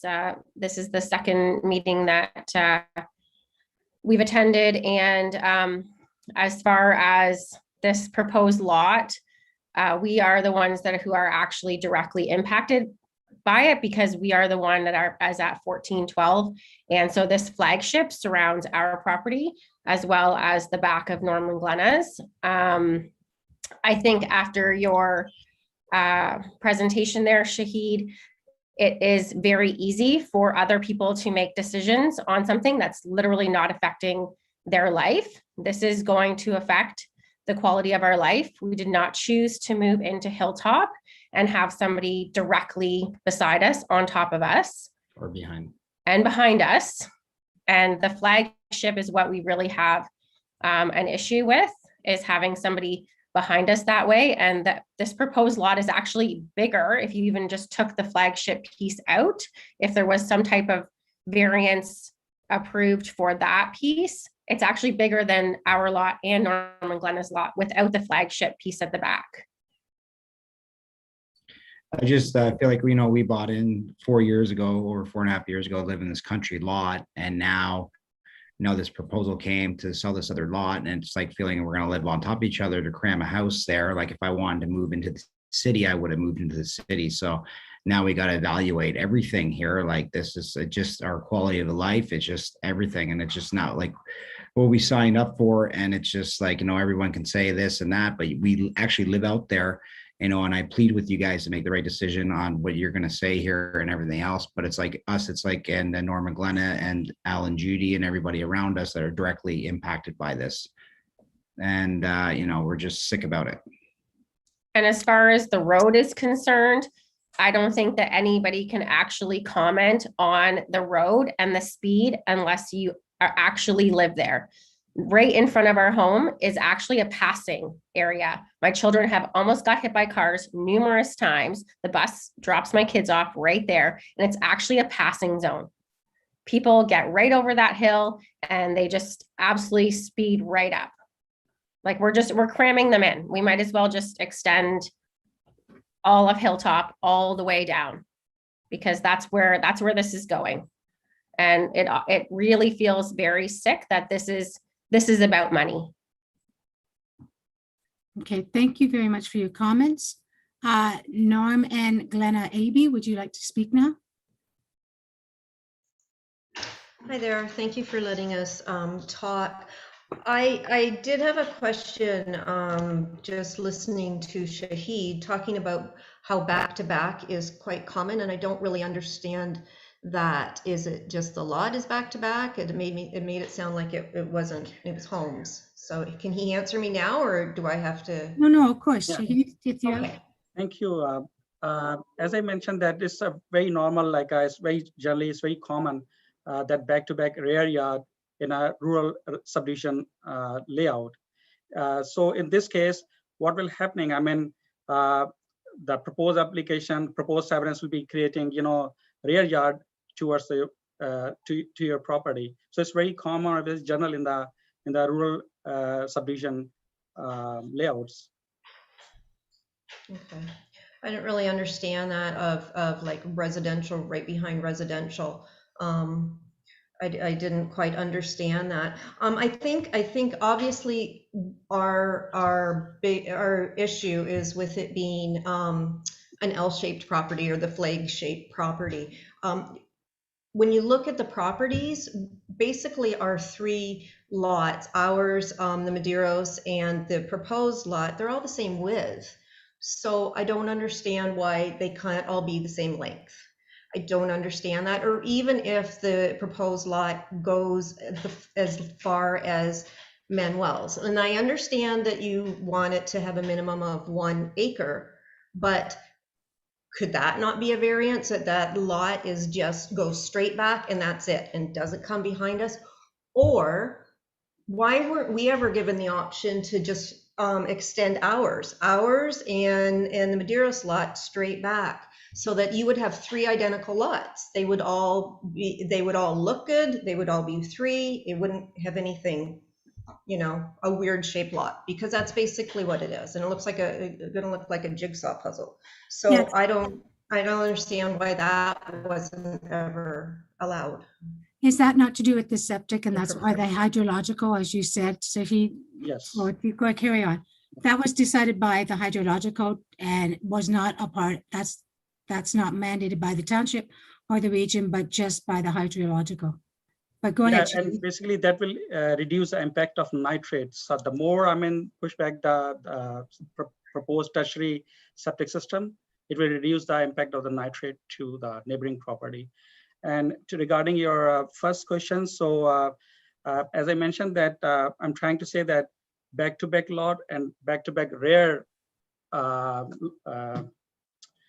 yard is very common in a rural residential layout. So in this case, what's happening? I mean, the proposed consent application creating rear yard at back of your property, which is, as I mentioned, very common. So I don't think so. I mean, it will negatively impact the property or devalue the property, I think.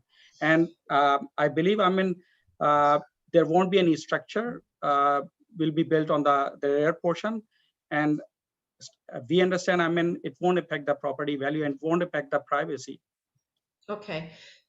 So when you say there won't be any structure, does that mean any type of structure at all? Like what exactly specifically are the limitations to what can go back there? Is it just septic, just well, or whatever? Like what could potentially be behind us? We don't have a huge lot, so it's right behind us. So that's why I was just wondering what is going to be allowed there, and then down the road, is there going to be a variance to allow something? You know, It will be just a septic system. that's it. And we definitely have guarantees that that's all that's going to be behind us is a septic system. Yeah, you won't be allowed to build on a septic or do anything on a septic. Yeah, but septic is only so big because we have, I mean, we have a septic too. It's not as big as that whole lot. Like, would something else be going back there? Like, I think that's our concern. You know. So, Madam Mayor, if I may, to assist Mr. and Mrs. Eby, we understand the concerns that both you and the Medeiros expressed back at the time of the April meeting about buildings or structures, whether they be immediate or in the longer term, basically being in your rear yard. Right. So one of the conditions to provisional approval of the consent application, if council is agreeable, would be a development agreement. The development agreement will deal with a series of issues, but focusing specifically on the flag portion, there would be a prohibition on the construction of buildings or structures other than the septic system. Okay. That development agreement is registered on title. So any owner or future owners, if the property in time is transferred to future owners, it goes with the title of the property. So it informs prospective purchasers and owners of what obligations exist.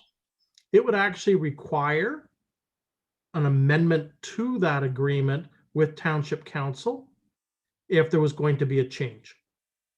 Okay. All right. And that's what we understood, but could it be, is it going to be something the same as what we're doing right now for a variance for the property? Would it just be something sort of as simple as that, which is, I know it's not a simple process. I know there's a lot involved, that's all. So as you could appreciate, just dealing with this consent application, nothing is simple. Everything has process. Absolutely. Yeah. So there is a process if there was going to be an amendment to that development agreement. And yes, the adjacent owners, yourselves and the Medeiros or successors to your property in time would be notified, because the whole purpose of this provision is because of the adjacencies of your respective properties.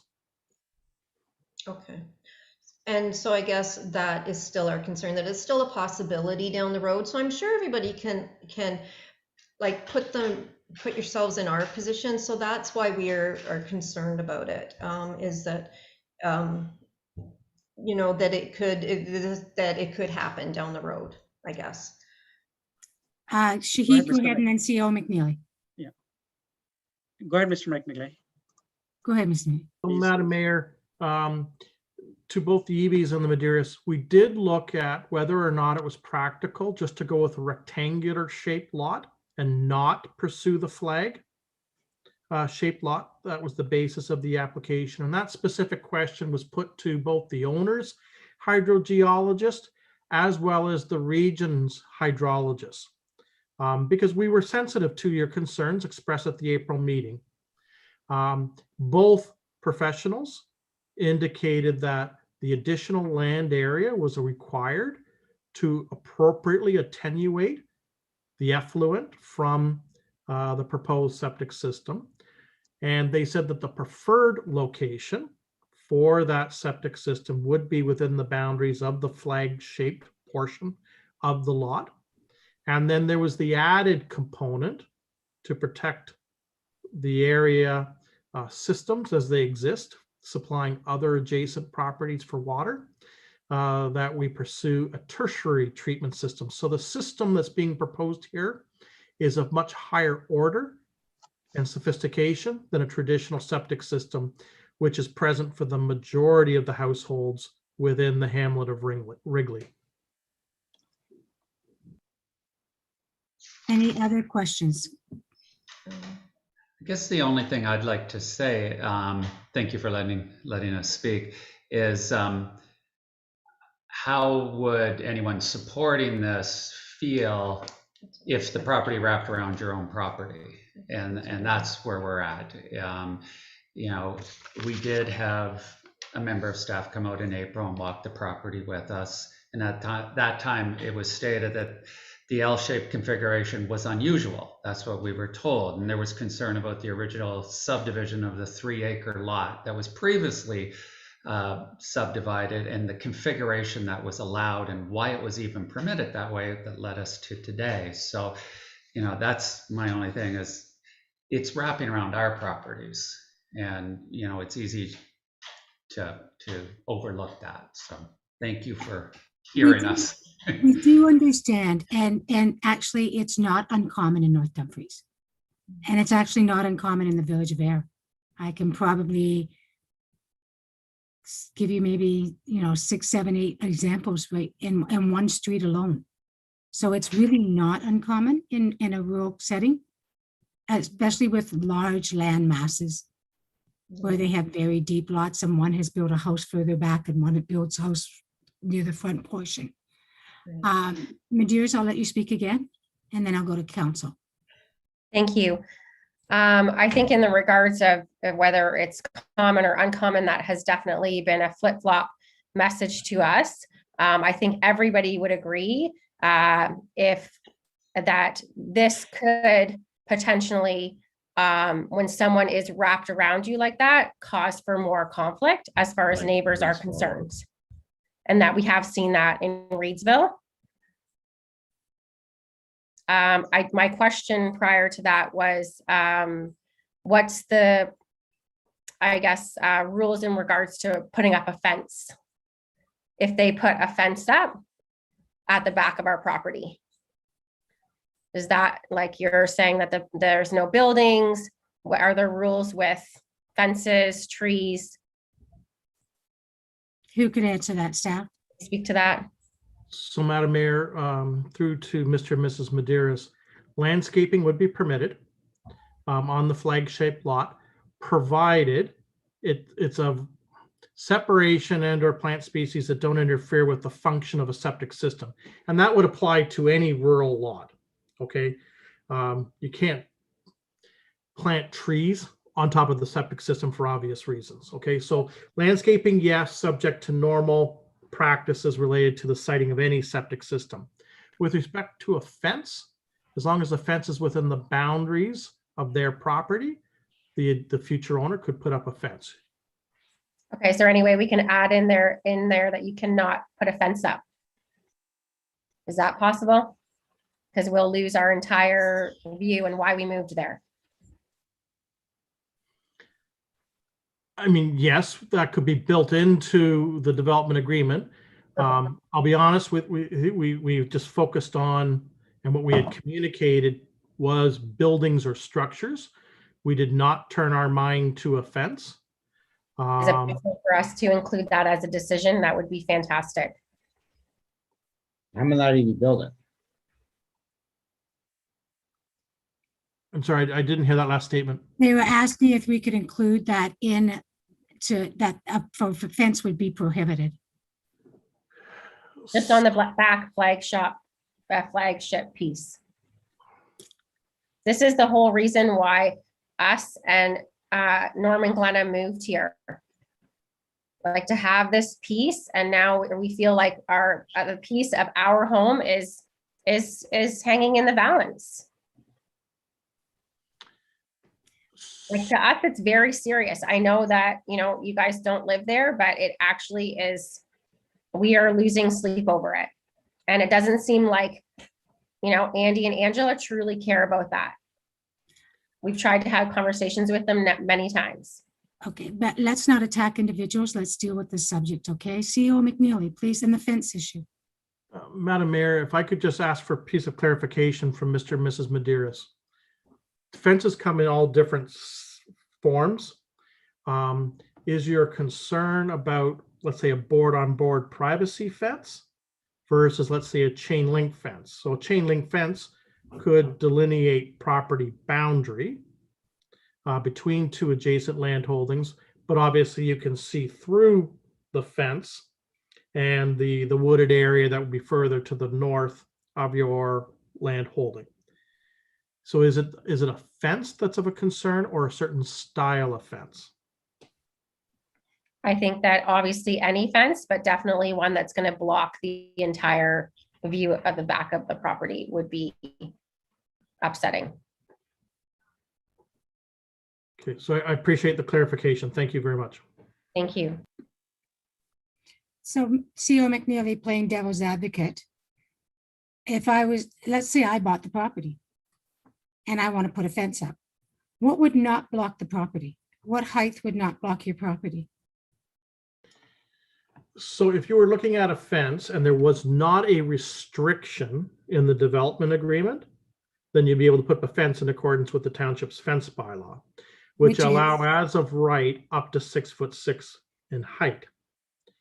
If council, as part of this decision, were to provide direction and say, for sake of argument, a chain link fence that cannot exceed, let's say, 5 meters, 1.5 meters or 5 feet, you would be able to see through it, but it would allow the owner, if they chose, the future owner, to put up a fence, albeit within the parameters of that restriction, being a chain link fence, not exceeding 1.5 meters.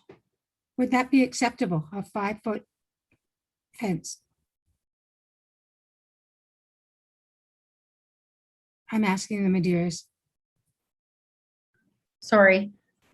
I suppose if that's our only option of some type of security, like we're not really sure what else to say and do. It does, Because being if someone went and bought the property and they have a dog or something, they may want it fenced in. Or if they have toddlers, they may want it fenced in. And that's our concern. And I mean, a 5-foot fence, if you're okay with that. CO McNeely?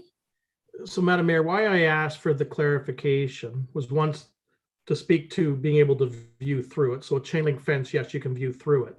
But it would be, what the future owner may be looking at for the balance of their property outside of the flag-shaped area. So, a dog, toddlers, a pool. While the pool wouldn't be allowed within the flag-shaped portion of the lot, it could be elsewhere on the property. And of course, our pool enclosure bylaw requires the pool area to be fenced in so that people external to the property are not able to access the pool, and obviously the issue of danger and risk management. I'm going to allow the McDonald's to say what they wish to say. Go ahead, Andy and Angela.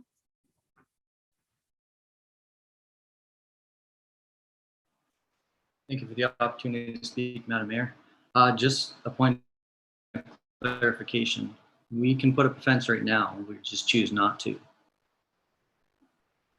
According to the current bylaws, and it's our current property. It will remain our property until we choose to sell it. We just choose not to because it's an expense we don't want to incur. And that's both on the rear part of the yard and down the driveway right now. You're absolutely correct. Just a point of clarification, that's all. You're absolutely correct. But council can put in restrictions. Yep, I on understand. fencing should you wish to sell. Yes, I understand. So if there are any other comments before I go to council members? I don't see any. Now, councilors, any questions or comments? Councillor Gillespie, then Councillor Williman, then Councillor McCreary, then Councillor Oxner. So Councillor Gillespie first. Thank you, Madam Mayor. My concern, I'd be very concerned if I lived there too. And this rural residential subdivision statement, did anybody know that was, like, how do you decide what is a rural residential subdivision? And has that been in place for a while, or did it just kind of come ahead because they are very strangely set out houses on this whole property. And I'm not sure how old are these other houses and how did they be able to build in the manner that they're in there now, which I find is pretty odd. I don't know when it became designated rural residential, but they have been there for, I would guess, over 50 years, maybe longer. CO McNally, are you aware of the time frame? Madam Mayor, no, I'm not aware of when the majority of the settlement of Wrigley was built. But yes, there's been homes there for decades. And to Councillor Gillespie's point, the aerial photo, and if Shahid can just put it up for a moment, it shows lots of varying depths as well as frontages. We've got homes at different depths set back. On the south side of Wrigley Road, we actually have a property that wraps around an existing rural residence. They've just been created over time. Yes, it's been done in a hodgepodge manner. And that's now somewhat aggravated because of the depth of the settlement boundary that's been established in both the regional and local official plan. So if you, okay, Shahid, can you go back to the aerial photo, please? The one with the purple outline, Shahid, that one right there. That's right. So if you take a look, my cursor doesn't show it accurately, but almost opposite from 1410 Wrigley Road, you'll see an L-shaped lot that frames around an existing rural residence. You know, that's one example in this settlement area. But as you can see, we've got different lot depths. We've got a whole mixture of properties, but they're somewhat representative of the era in which they were created. The EB and Maderas lots are slightly smaller in area than what today we would be looking for on development on the basis of private services. Yes, thank you, Councillor. So if you'll take off the presentation, please, Shahid, so I can see the councillors again. Thank you. So next I have Councillor Goldman. Thank you, Madam Mayor. So the photograph that the CEO just referenced actually proves the point that the Maderos are worried about. In that aerial photograph, you'll see that wraparound lot on the south side actually has a shed right behind the other houses. So that's exactly what they're concerned about.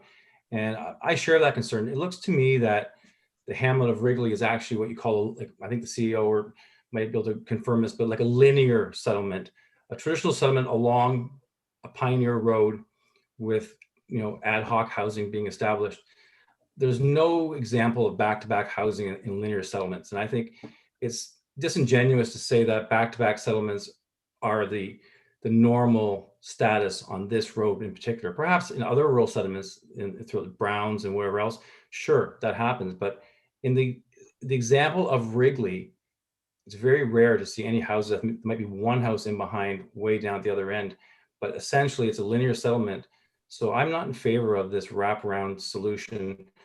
It seems to me that the only reason why we're having this discussion is because the septic tank can't be supported. So the region has decided to tack on a little piece of land behind everybody else to support a septic tank. If the reality is we can't support a septic tank, then maybe we should just not be approving this severance.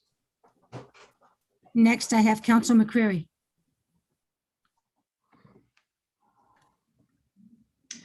Yes, thank you, Mayor Fox. And I kind of like to build on Councillor Rollman's comment about the septic tank. I guess we've been told that in order for this to result in a safe water quality, there's a need to use not a traditional septic tank, but something called a tertiary. Yes. So what is the difference between a tertiary septic system and a traditional septic system, first of all? CEO McNally, go ahead. So Madam Mayor, if I could, through to Councillor McCreary, the hydrology report that was undertaken and reviewed by the region can support development utilizing a traditional Class 4 septic system. It was identified that it would be preferred if a tertiary treatment system was to be installed. It was not a requirement. Staff have taken the analysis and the discussion and have suggested to council that the added enhancement be put forward on this property related to this development application.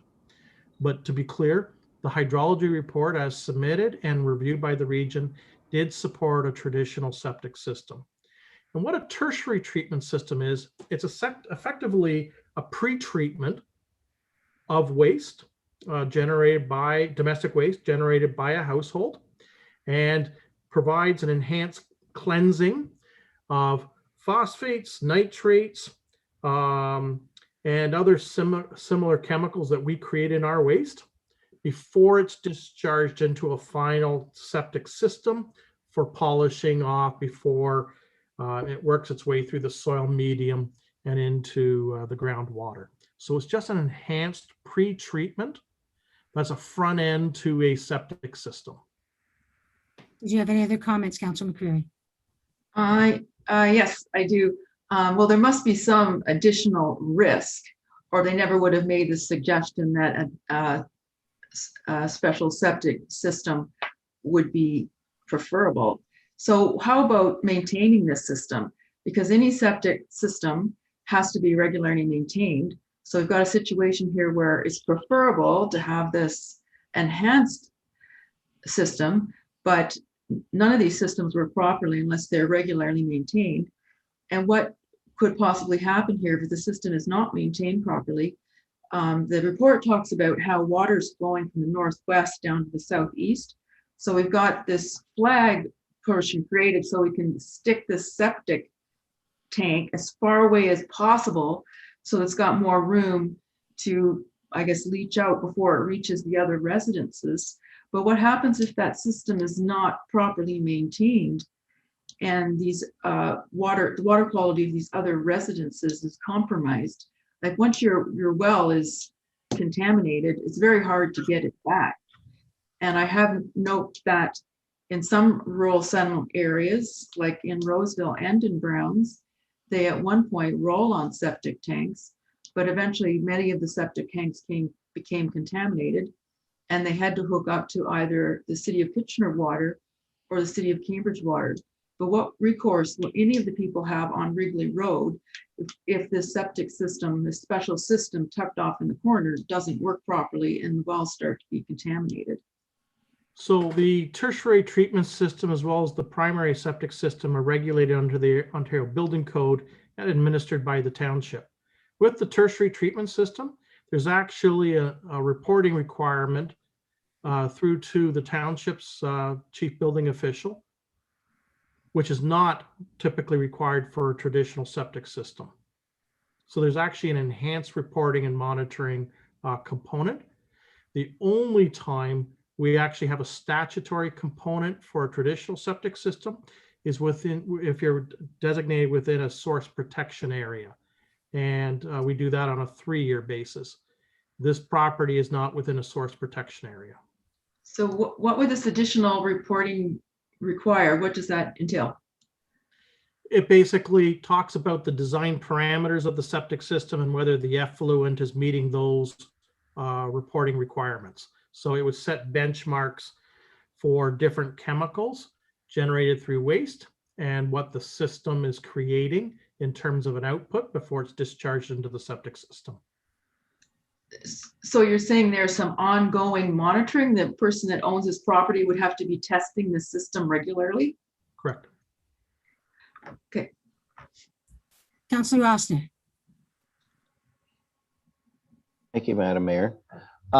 Looking at this map here, so we have the severed lot is 1402 the EBs and 1420 the Madeiros. Is that correct?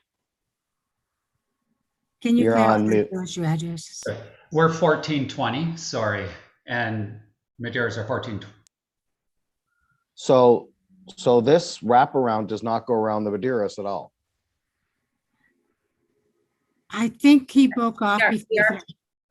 Sorry, I think there's a delay in the video. Yes, Yeah, we we're- are 1412 directly beside And behind it. and behind, it will be directly beside us and behind us. I think that you're Gotcha. thinking of the other one, which is 1402. Yeah, who owns 1402? Manuel. Manuel. It's Oh, okay, all right. So he's not here. So we're dealing with just 1412, 1420 versus the development. Right. Okay, so in behind the septic system needs to go back in behind because, you know, septic system does need to go somewhere, and they're not going to allow it close to the house. So the reports show that it needs to go back there. Is the issue like if a chain link fence went back there? Because as C.L. McNeely said, that anybody that buys their lots, if they have a dog or children or something, they'll probably, I'd almost guarantee, some sort of fencing will go up if they have a dog or children, because there's too many liabilities if you don't do that. But a chain link fence you can still see through. Like I look over on the picture of 1402, they have a line of trees going across. 20 years, those trees, you're not going to see 1402. So, and I don't know, the picture's not clear enough. I can't see whether there's a little chain link fence there or something. I can't see something near the house. But I think if a chain link fence went up, a 5-foot chain link fence, it's not going to obstruct your view. It's going to create the safety between the new lot and the existing lots. I don't know. It looks like a typical old farm property where the farm's at the back of the property and they have all that acreage, and they say, well, we don't need the acreage near the road. So they started building lots all down Wrigley Road and generating some income because of it. So, you know, at the very least, I'm hoping that we can maybe add into this that a provision that a chain link fence would be acceptable, but not a wall of wood, because I understand with both the Ebys and Madeiras, nobody wants to live inside a box. So if you're not living inside a box, however, we need to take the new lot into consideration, then maybe a chain link fence, 5-foot chain link fence, and then you still have the view. Maybe that's the way to go.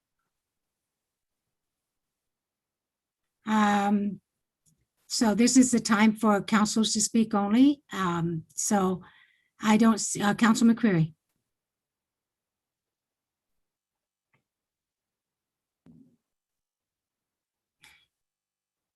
Giving you a hard time now. I'll mute. I want to comment about the use of this flagship section. Like when people buy rural properties, they're looking for a lot of space. And this is a large lot. I can't see anyone buying this property without the view that they're going to do, that they're not going to do something with that piece that's behind the flagship piece. I mean, maybe they can't build a building there, but if they're a truck driver, they could park their truck back there. Or maybe they have a recreational vehicle of some sort. They could park it back there. They could park RVs back there. Someone's not going to buy a property that size and not want to use that acreage. So there will be something ending up behind those two existing houses. So I'm just concerned that these restrictions that we're trying to put in to alleviate the concerns of the current residents are just not going to be enough to prevent what they're concerned about, to prevent the lack of privacy, to prevent something very undesirable with going right behind going in the property right behind them. I don't think we're going to be able to write the restrictions in such a way that we can prevent something that's not going to cause a lot of conflict between the neighbors. That's my concern. And I'm also concerned about the need to have this special water system to make sure that we don't have contaminated wells. I see no other comments. Ms. Sage, I am sorry, but I'm going to have you read the motion in its entirety.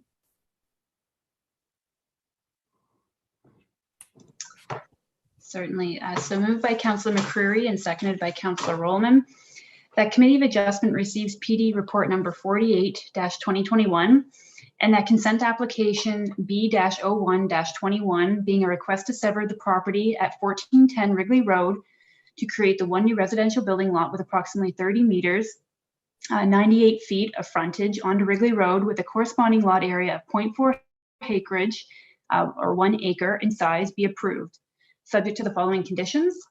A, that the reference plan be prepared by an Ontario land surveyor illustrating the proposed lot lines for the severed and retained parcels to the satisfaction of the Township of North Dumfries. That the owner pays the township an outstanding property taxes in full in relation to the subject property. C, the owner applicant paid to the township the sum of $6,000 as cash in lieu payment for the provisions of parkland as permitted under Section 53 of the Planning Act. D, the minor variance application file number A-06-21 is approved and in effect. E, that a development agreement between the owner and the township be executed. The following matters shall be included in the development agreement and completed to the satisfaction of the township. 1, lot grading and overland drainage. 2, the establishment of a territory treatment system on the septic system. 3, building footprint including finished floor elevation. 4, location of the tertiary. Thank you. Tertiary treatment system on the septic system. 5, driveway access. 6, setting out minimum rear yard setbacks in respect to building and other structures situated to the rear of 1412 Wrigley Road and 1420 Wrigley Road. 7, the development agreement to be registered on title. F, that the following conditions be completed to the satisfaction of Energy Plus Incorporated. 1, that a legal survey be provided showing the existing property, existing easements, existing dwelling, existing hydro poles, anchors, secondary hydro wired feed to the existing dwelling, proposed severance, proposed dwellings, proposed driveway, proposed electrical plant. The survey must include dimensions. 2, the owner applicants will be responsible for 100% of the cost to service the severed parcel with electricity. The owner's applicants will be responsible for all costs to relocate or upgrade the electrical services as required. G, the owner applicant to submit to the Region of Waterloo the consent review fee payment of $350. H, the owner applicant to enter into an agreement with the Region of Waterloo to include the following noise warning clauses in all agreements of offers of purchase and sale, lease rental agreements for all dwelling units on the proposed severed and retained lots. Purchasers' tenants are advised that sound levels due to the increasing road traffic on Wrigley Road, Regional Road number 49, may occasionally interfere with some activities of the dwelling occupants as the sound levels exceed some sound level limits of the municipality and the Ministry of Environment, Conservation and Parks. 1, that the owner applicant complete the required regional access permits to the satisfaction of the Region of Waterloo. J, the owner applicant to pay to the township $310 as an administration fee. K, that the above conditions must be fulfilled and the documents for conveyance, certificate of official, be completed by the Secretary Treasurer of the Committee of Adjustment within 1 year of the date of written decision pursuant to Section 53, subsection 41 of the Planning Act. Otherwise, this approval shall lapse. And that minor variance application number A-06-21 be approved. The variance is to reduce the minimum large frontage requirements for the proposed retained lot from Z-3 standards to allow for a reduced lot frontage from 30 meters to 12.68 meters.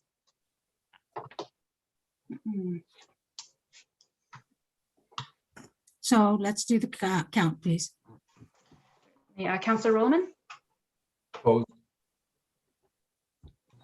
Sorry. Opposed. Okay. Councillor Ossner? Yes. Councillor McCreary? No. Councillor Gillespie? Opposed. Mayor Foxton? Opposed. Okay, the motion's lost. Thank you. Have a good night, everyone.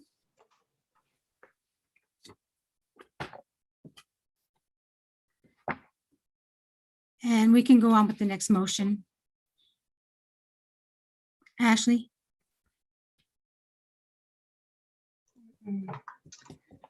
Certainly. So moved by Councillor Rowland and seconded by Councillor Gillespie that pursuant to the Planning Act, the public meeting of the Committee of Adjustment be adjourned at 8:14 p.m. and the council meeting be called back to order. Councillor Rowland? Yes. Councillor Ossner? Yes. Councillor McCreary? Yes. Councillor Gillespie? Yes. Mayor Foxton? Yes. That carries. Thank you. We're back to Committee of the Whole. We are on 8.1.1 Finance Functions. Oh, Mayor Foxton, we do have the motion just to adjourn to sit as committee. I of the whole. apologize. Go ahead. That's fine. So moved by Councillor McCreary and seconded by Councillor Ossner that council adjourn to sit as committee of the whole. Mayor Foxton? Yes. Or sorry, Doesn't matter. Yes. Councillor Rowland, or yeah, Councillor Rowland, sorry. Yes. Councillor Ossner? Yes. Councillor McCreary? Yes. Councillor Gillespie? Yes. That carries. Thank you. Now we're on 8. And it's the finance functions. There's 2 reports. One is the audited financial statement, which we've already seen. And B is the transfer to reserves. Would anyone like to speak to either one of these? Seeing no one. Oh, and it's development services function area too. Geo McNeely. Madam Mayor, we're just dealing right now with The financials? 1.1B, we're in finance. That's the item in front of, Okay, because we've already done 8.1.1, the audited report we've already done. So we are now doing, 8.1.2 is development of services. So the transfer to reserve, seeing Councilor McCreary. And then, Councilor McCreary. I'm just wondering, when are we going to get like a kind of a detailed, like line by line analysis of where this budget surplus came from? I know we've got a general statement here about what's caused it, but it would be nice to see line by line, and it would also be nice to know what happened with all the COVID support money that we received. You know, we think we allocated that to some covering off revenues that we were not going to receive. We used it to keep the tax rate down in 2021, or 2020, I think. So I would really like to see that line by line analysis. CEO McNeely. if I could just clarify, we used extensively COVID funds in the 21 fiscal year. When we set the 2020 budget, COVID didn't exist. COVID came in March of 2020, and we made adjustments through the year because of the influences of COVID. And we didn't actually receive any provincial funding until the latter part of 2020, which we used to assist as part of the development of the 21 budget. But to Councillor McCreary's question about a line by line, certainly if council wishes, we can provide more detail in terms of the breakdown, in terms of how on the labor side, which was the largest component where I'll call it expenditures were diminished. Certainly we can provide that breakout. Just on a very high level, as you may recall, Mr. Smuck retired in May of 2020. We had budgeted for the hiring of directors to replace him, 2. They did not get hired until January and February of 21. So there was a large gapping on wages with respect to the 2 directors. Because of COVID, we did not hire certain seasonal staff, both for the summer and the fall, because we were not able to run as many programs and there were not buildings to the same extent to maintain because we didn't have public access to them to run programs. So those are some examples of where on the labor side, there were certain savings we adjusted and adapted to those circumstances attributed to COVID. But certainly we can provide, if it would be of assistance to council to better understand where those savings were realized, to inform you. Thank you. And I would like to see that, as well as where we are with the COVID finances that we've received, the COVID money. So if we could have a report for the next council meeting, please, on both those items, I'd greatly appreciate it. Councilor McCreary, anything else? Yes, one more question about the COVID relief money. Didn't we get about 222,000 in the 2020 fiscal year, in the calendar year? Didn't we receive that money? So maybe this is a question I should have asked during the financial statement presentation, but where is that money on the financial statements? Christine, want to take this? Go ahead, Christine. The majority of that funding was actually transferred into a reserve. And because of the savings that was achieved in the salary lines, it was deemed that the majority of that would actually be left for the 2021 year. The additional lockdowns and closures have resulted in significant reductions in revenues, and we were allowed to carry that forward. Currently for 2020, about $33,000 was used to offset the real cost of purchasing masks and gloves and other protective equipments and other items that we directly attributed to expenditures made for the sole purpose of dealing with the COVID virus. So Christine, can I ask then that on that report that we're asking for the future, that you include 20 and 21, the money when it came in, where it went to, and an exact breakdown of COVID and the finances? Absolutely. Councilor McCreary, are you done? Yes, thanks. I'll look forward to that report. Councilor Rowland. Thank you, Madam Mayor. So I guess my question then is a follow-up from Councilor McCreary's to Christina. So the $200,000 that we received, $200,000 plus we received for COVID money was actually received in 2020 and not spent. So then the surplus we have is in addition to that, or is that $200,000 part of the surplus? So are we saying that we have a $400,000 surplus plus the 200, or do we have $600,000 surplus plus the 200 that wasn't spent? I'm just trying to get a sense of where this money really is and where is it sitting. So last year, council authorized that the funds be transferred to the reserve until such time as they are spent. So sitting in the reserves currently is the balance of unspent COVID funds.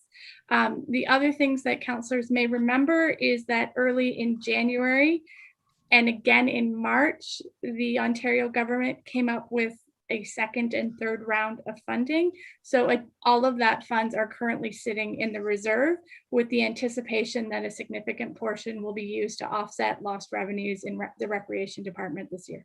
So his question is any of that funds counted in the surplus? No, because it was recorded as an expense line as a transfer to reserve. It is not part of the $636,000 surplus. Thank you. Any other questions? Seeing none, then can I have the motion, please, Ms. Sage? As moved by Councillor Rowland, seconded by Councillor Ossner, that report Fin-2021-2021, 2021 transfers to reserve, 2020 surplus be received, and that council approve the following transfers to reserve for 2021 from the 2020 year-end surplus. A, allocation of $320,000 to infrastructure reserve. B, allocation of $125,000 to facility reserve. C, allocation of $95,000 to pay equity wages reserve. D, allocation of $50,000 to the green strategy reserve. E, allocation of $25,000 to election reserve. F, and allocate balance of 2020 surplus to the working fund reserve. Councillor Rowland, your vote for that? Yes. Councillor Ossner? Yes. Councillor McCreary? Yes. Councillor Gillespie? Yes. And Mayor Foxton? Yes. That carries. Now we're on to development services functions. There's the Cochrane Drive warehouse and also the 1904 Clyde Road. So would anyone like to speak on these? Councilor McCreary. 1904 Clyde Road.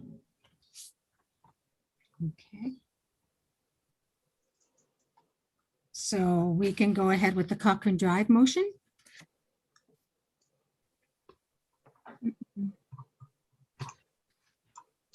Certainly. So moved by Councillor Gillespie and seconded by Councillor Rollman.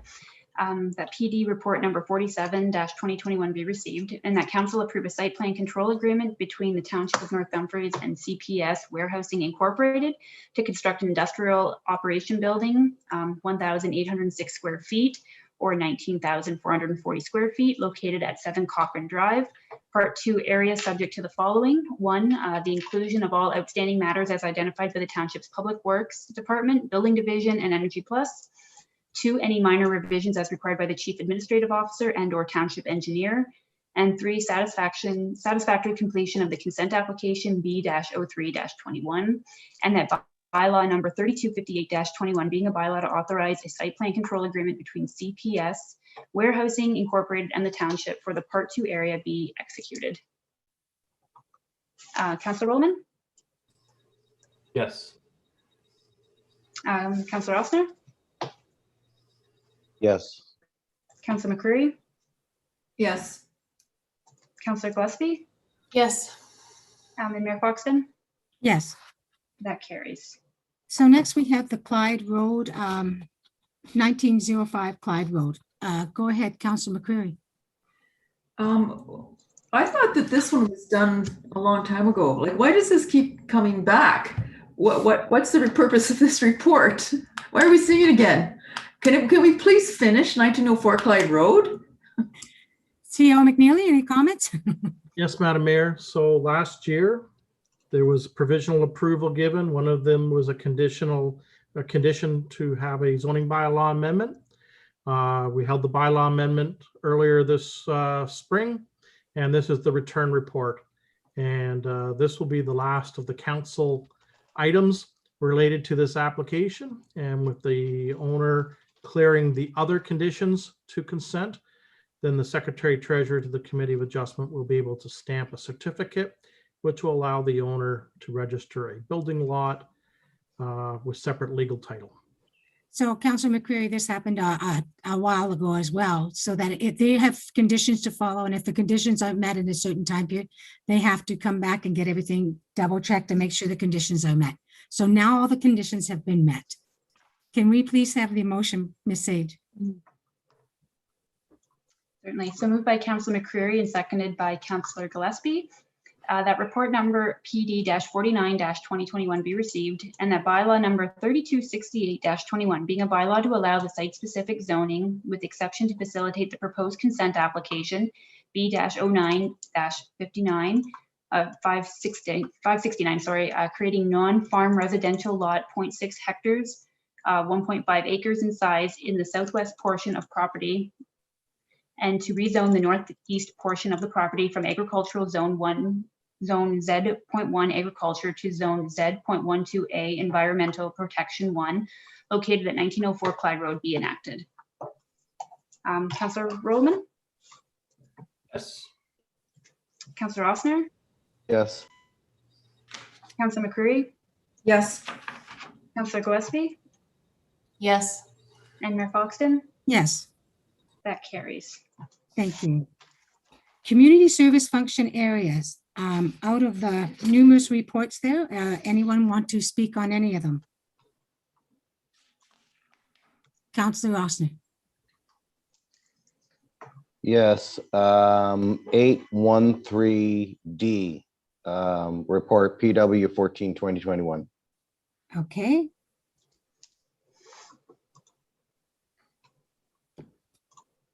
Okay, so I don't see any others wanting to pull any others. So Ms. Sage, can we have this motion that you've created, but we will just scratch D off the list?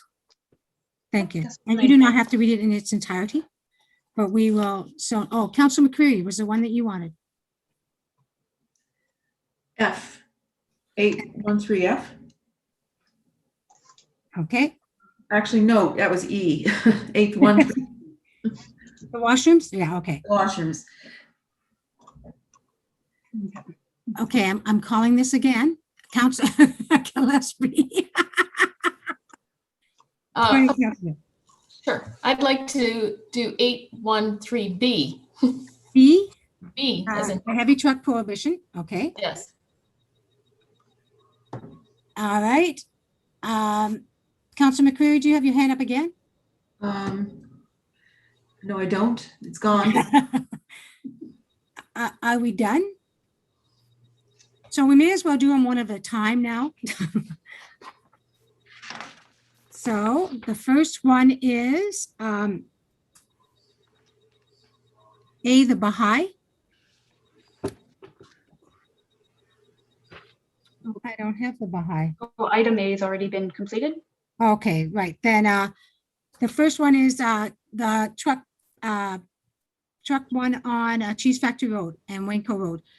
So Councilor Gillespie, go ahead. Yeah, I was on that road today because they had the road closed in front of our house and we had to drive down Cheese Factory, which was, well, Waco, which was a huge mess, and Cheese Factory. I did not see a sign there that says that it's truck prohibited in Cambridge. And I've been waiting for a sign on Cheese Factory for share the road for months, or years actually. So I'm finding this kind of comedic that they're putting up a sign for trucks. And who responds to this? Because there's all kinds of trucks going down Cheese Factory to Franklin now. There's tons of gravel trucks every day going down there. So obviously no one is regulating it at all in the city of Cambridge. So who's going to be doing it after we put up a sign that says they can't do it? And Councilor Gillespie is absolutely correct. The pit there uses these roads right, left, and center. They're there all the time. It's their main access and their main roads. So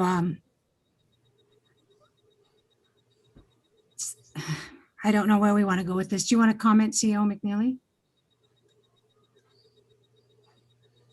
Madam Mayor, I'm going to defer to Ms. Robinson. She's the author of the report.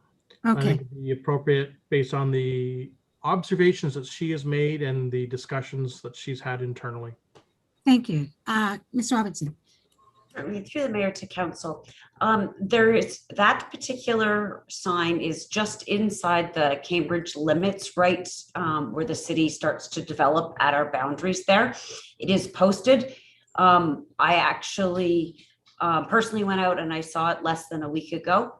So I know for a fact that it is in fact posted there. I can certainly send you a picture if you would like it. It's today.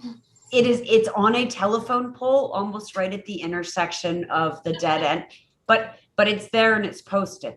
The way our current system is that if they come out of the Waco pit and turn left onto Cheese Factory Road, they get stranded at the city limit. So because there's nowhere for them to turn off of Cheese Factory Road before they get to the city limit, we don't have another road there.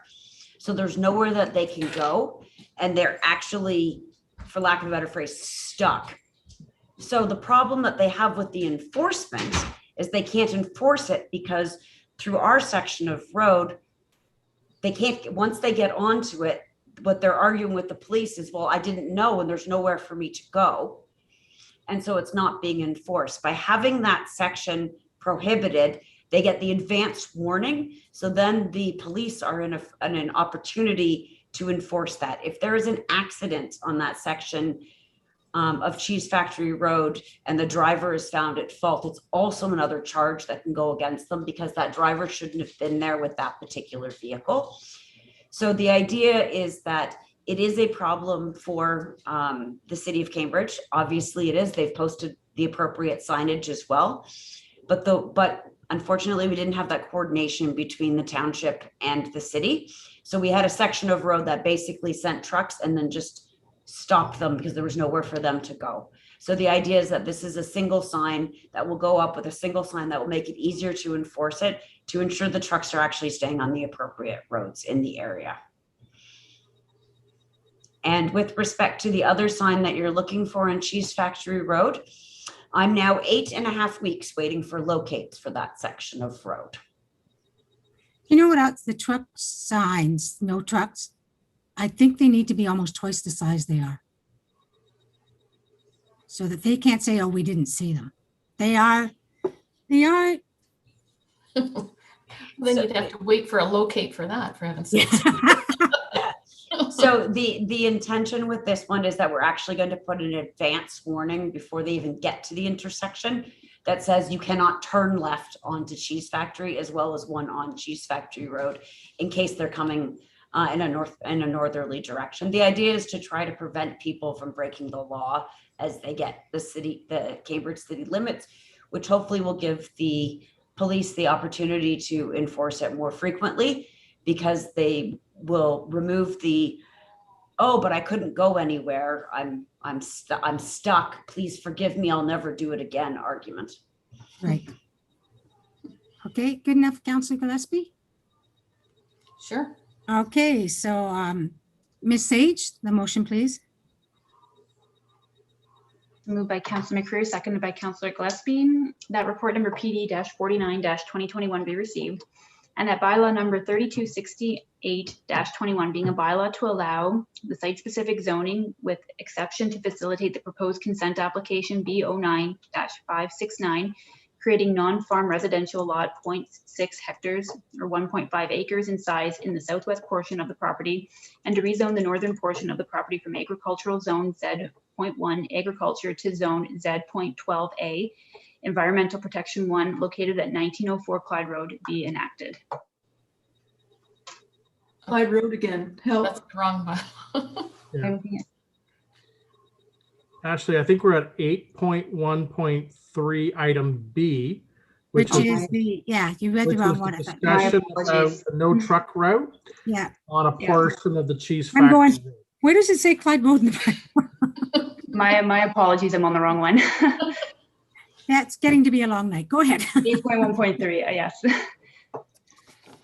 Oh, sorry. So moved by Councillor Rowland and seconded by Councillor McCreary that PW report number 12-2021 be received, and that bylaw number 3269-21 being a bylaw to further amend bylaw number 2559-13 traffic and parking bylaw to add as an additional heavy truck prohibited route on the Cheese Factory Road from Waynecote Road to the City of Cambridge, North Dumfries municipal boundary be enacted, and that staff, upon the execution of this bylaw, undertake the necessary steps to post the appropriate signage and education campaign. Councillor Rowland? Yes. Councillor Ossner? Yes.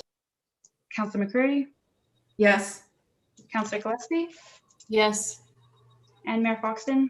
Yes. That carries. And if you could read the next motion as well, please. So moved by Councillor Ossner, seconded by Councillor Gillespie, that PW report number 13-2021 be received, and that staff be authorized to execute the appropriate agreement between the Region of Waterloo and the Township to facilitate the installation of water monitoring equipment with the Shellard Side Road right away. Councillor Rowland? Yes. Councillor Ossner? Yes. Councillor McCreary? Yes. Councillor Gillespie? Yes. And Mayor Foxton? Yes. That carries. Okay, and next we have Councillor Ossner in regards to the proposed award of the winter maintenance municipal sidewalks, snow plowing and sanding quilting. Carry on, Councillor Ossner. Thank you, Madam Mayor. I read through this report, and once again, I'm disappointed that staff is recommending that we move to a company outside of our provided tax base, our business base outside of the township, and move to a company in Blanford Blenheim. But in particular, my concerns are with this report, how that company can just narrowly beat out Green Haze by 1%. We've got 3 years history with Green Haze. Green Haze has done a wonderful job for us 3 years, sorry. You know, if they are called upon like they were last year, within 5 to 10 minutes, they have the equipment out here. They're taking care of things. They've done a wonderful job for us. And we have history. and they are within our tax base. We are supporting a company that is paying into our tax base. Now, one of the concerns is there's a large paragraph here that continues on to say Mount View's proposal includes the option to use brine instead of traditional salt and sand. So I have a list of questions and I don't know if you want to write them down, but number one is, was that in the RFT? Was a request of a required brine system put in the RFT so that anybody that picked up the RFT can compete on a brine system? Or is this something that Mount View added on top? And if so, I don't think that that should be put in, because unless every company had the option to provide a quote with a brine system, that's outside the scope of your RFT, because an Well, RFT. let's find out the answer first. Was it in the RFP, CO McNeely? Ms. Robinson, was it in the RFP?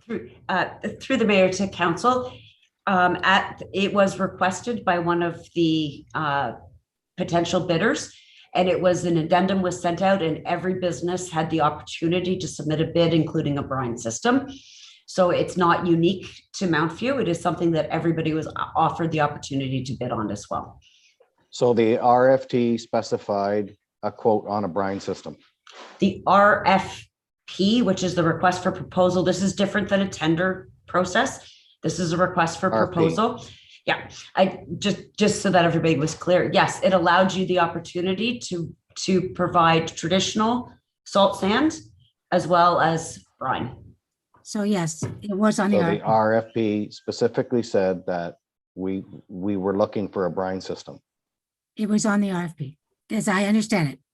Yes, it was included in the request for proposal, and everyone had the opportunity to submit with a brine system. That is 100% correct. What's the next question? So Councilor? the next question is why the RFP wasn't included in our report, why the scoring chart's not included in our report. Do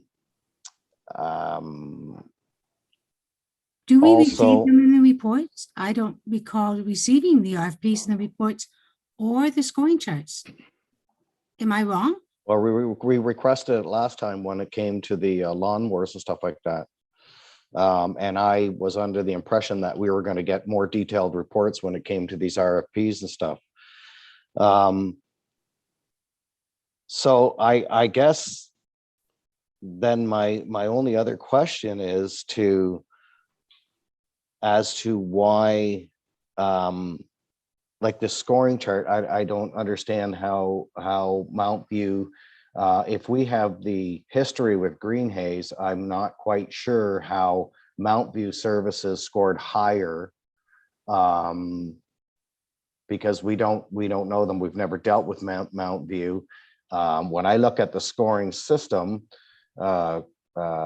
company profile, companies, proponents' ability to provide services, their resources, their reputation, and the proposed fee structure, I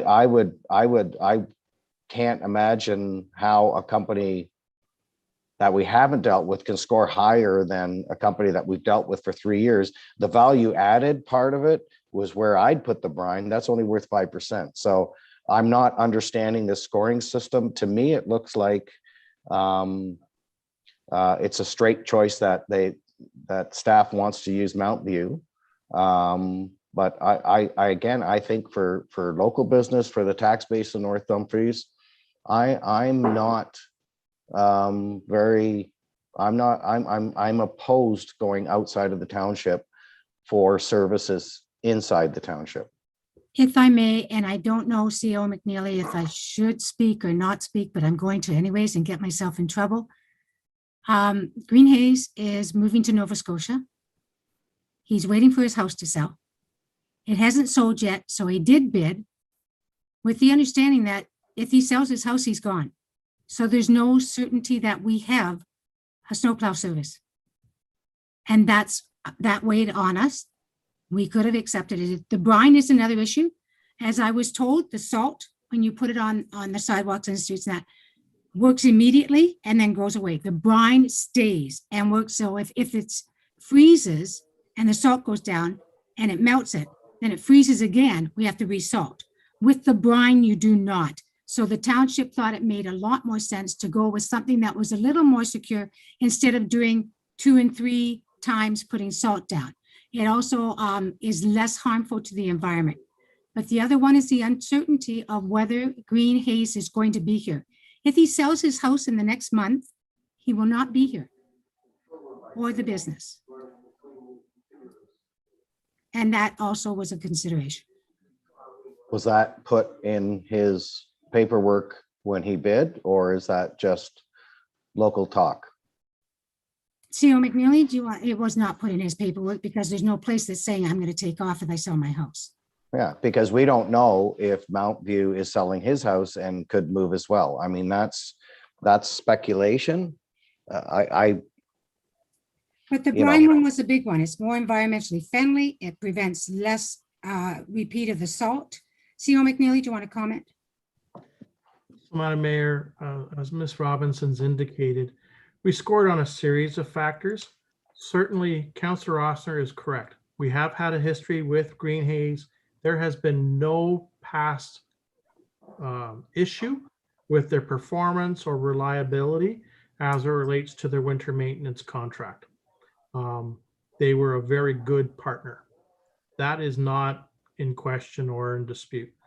We also previously had a history with them related to our turf management program, dealing with our various sports fields. They chose not to participate this past spring on our turf management program because they were moving to Nova Scotia and selling their business.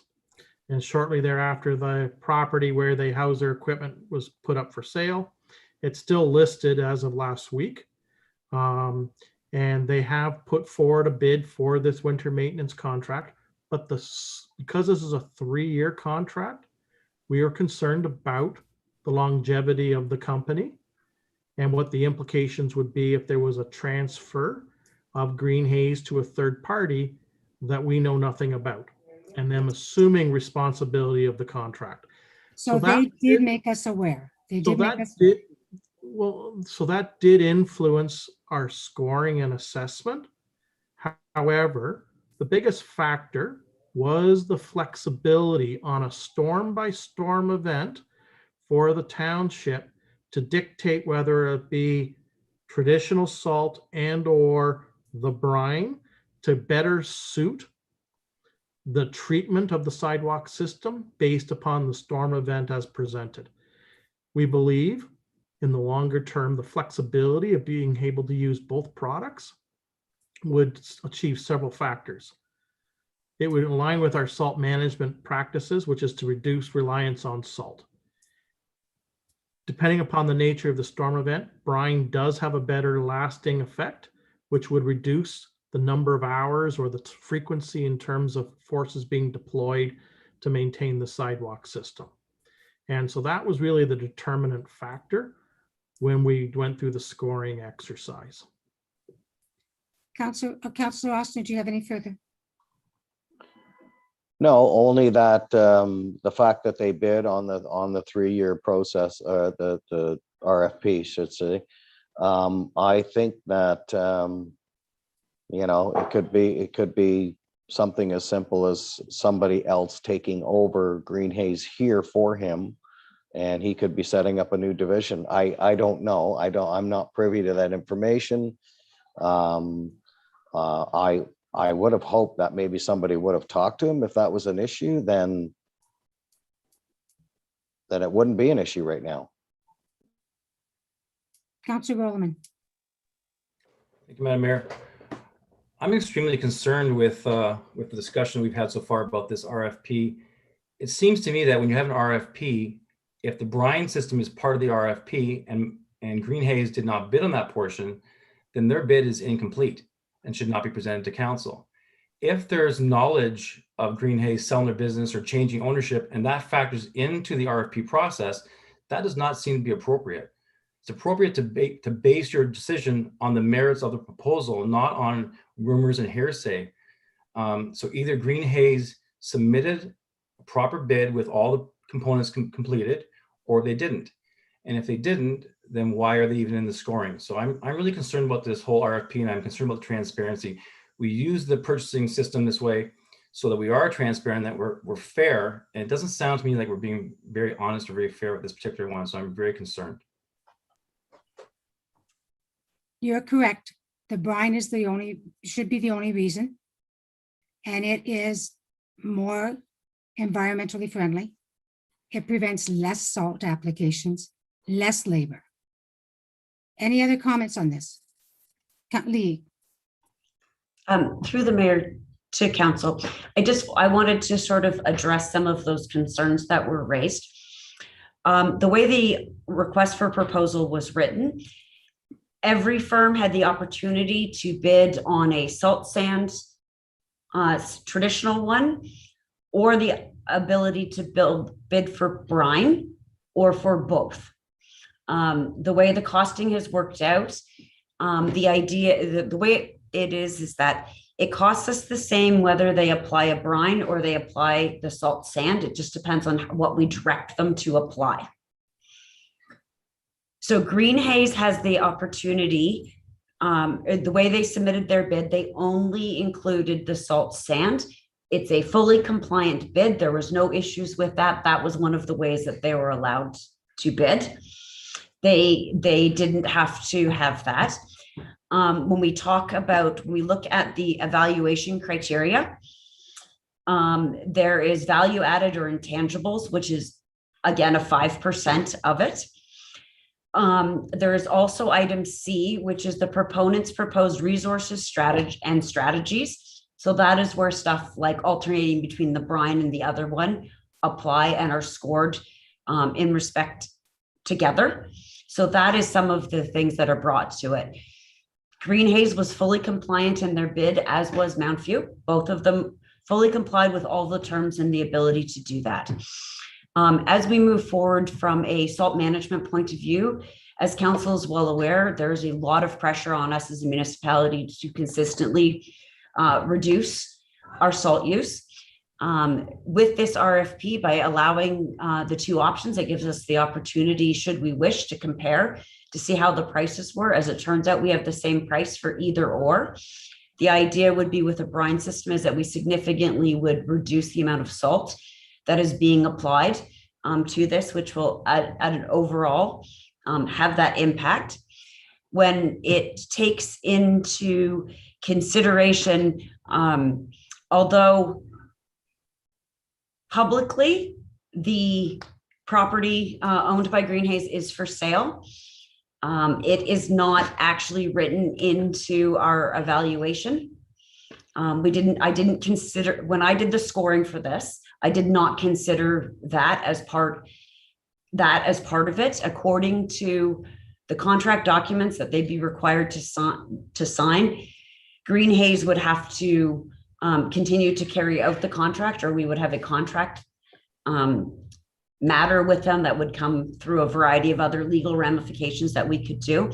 There was no impact in terms of my actual scoring numbers as a result. Although that information is publicly available through the for sale signs that have been on the property, it did not factor into the point evaluations that were done for this, because that information was not contained in the proposal, and the proposal should only be evaluated on that or other information that would be submitted through an addendum. So I just wanted to clarify that although it is a concern and it is something, it was not considered as part of the scoring criteria because there was no category for that. So based on the RFPs, both were handed in, both were completed, and based on the scoring, Mountain, the other one, correct. Everything, just the RFP itself. Do you want to respond first, Councilor Williman, and then I go to Councilor Osner? If Derek I doesn't believe mind. I had my hand up first, Mayor.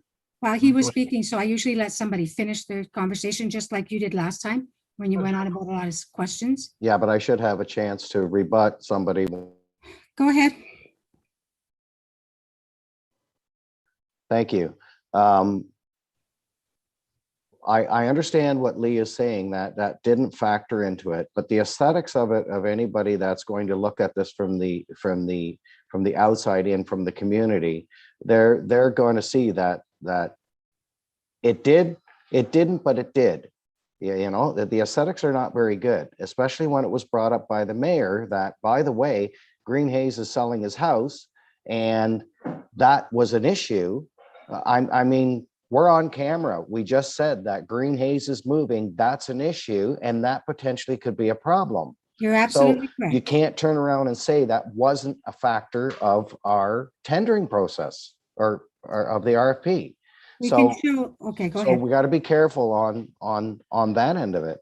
The other thing Lee had mentioned is she said, you know, that you could have bid on a salt, a brine, or a both system. Well, that's 3 different systems. So they picked one.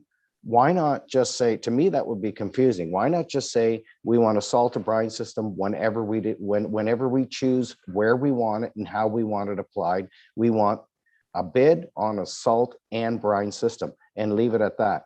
Then we don't have the issue of why are we choosing this over that, because they wouldn't have qualified if they don't have a brine system, you know, a brine system. So, you know, like, I just want to be very clear about what we're speaking about here, because we have to strike this whole conversation about whether he's moving or not as effective, because we don't know what the plans are. If somebody else is taking over the company here for him, that's not, you know, we just have to go with it. And then if the potential move of him to Halifax was an issue, then state it and say, you know, maybe we're not going to accept this bid because of the instability of the company. And I would have been absolutely fine with that. And I would have understood that. But Actually, we're bouncing back. I'm not sure that it was an issue in this. And Lee, so why did we give 3 options? Why did we not go with the salt brine?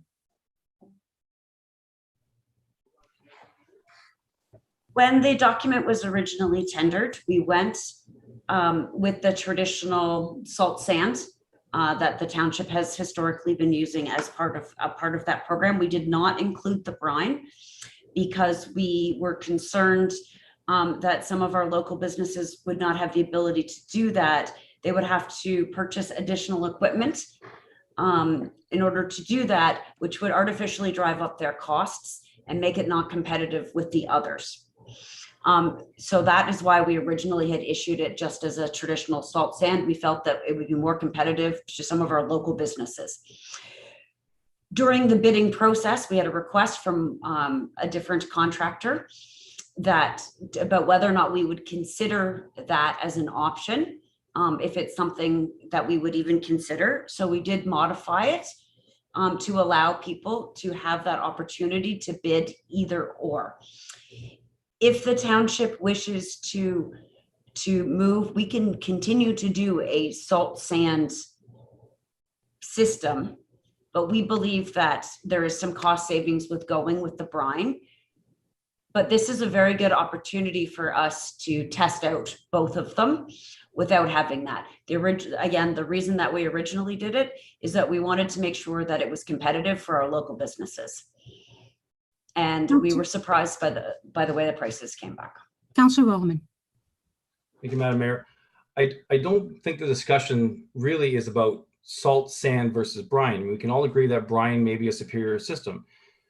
In my day job, I filled a lot of RFPs for a lot of bids on bids and tenders, and addendums usually are just a clarification of something.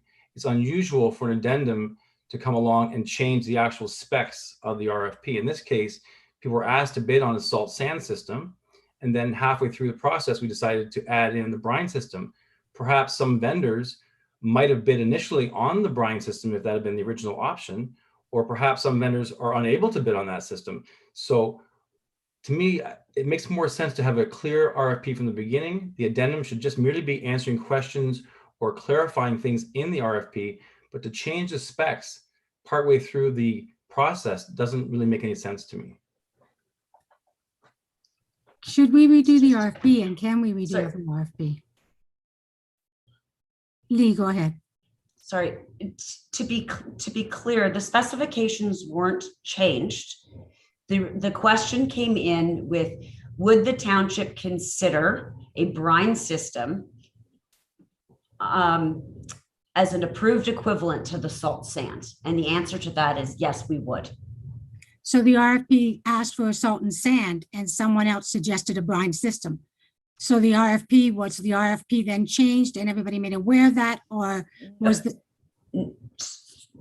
Sorry, Madam Mayor. It was issued as a a traditional salt sand program.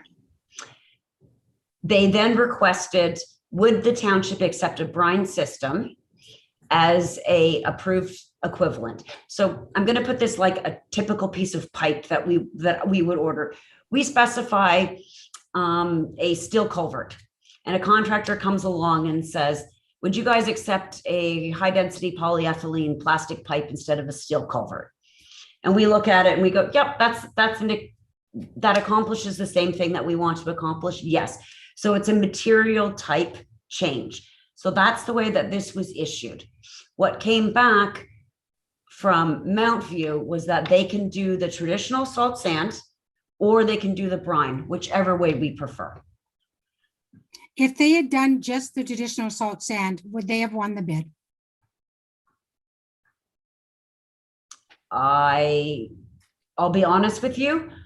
I would need to go back through my evaluation. I have my evaluation all documented in an Excel spreadsheet. Again, they're very, very close. Both of the bids are very, very close. So I would honestly have to go back through that evaluation. But when you're only looking at a single point difference between the two, any one little thing can send it from one direction to the other. Councillor Austin. But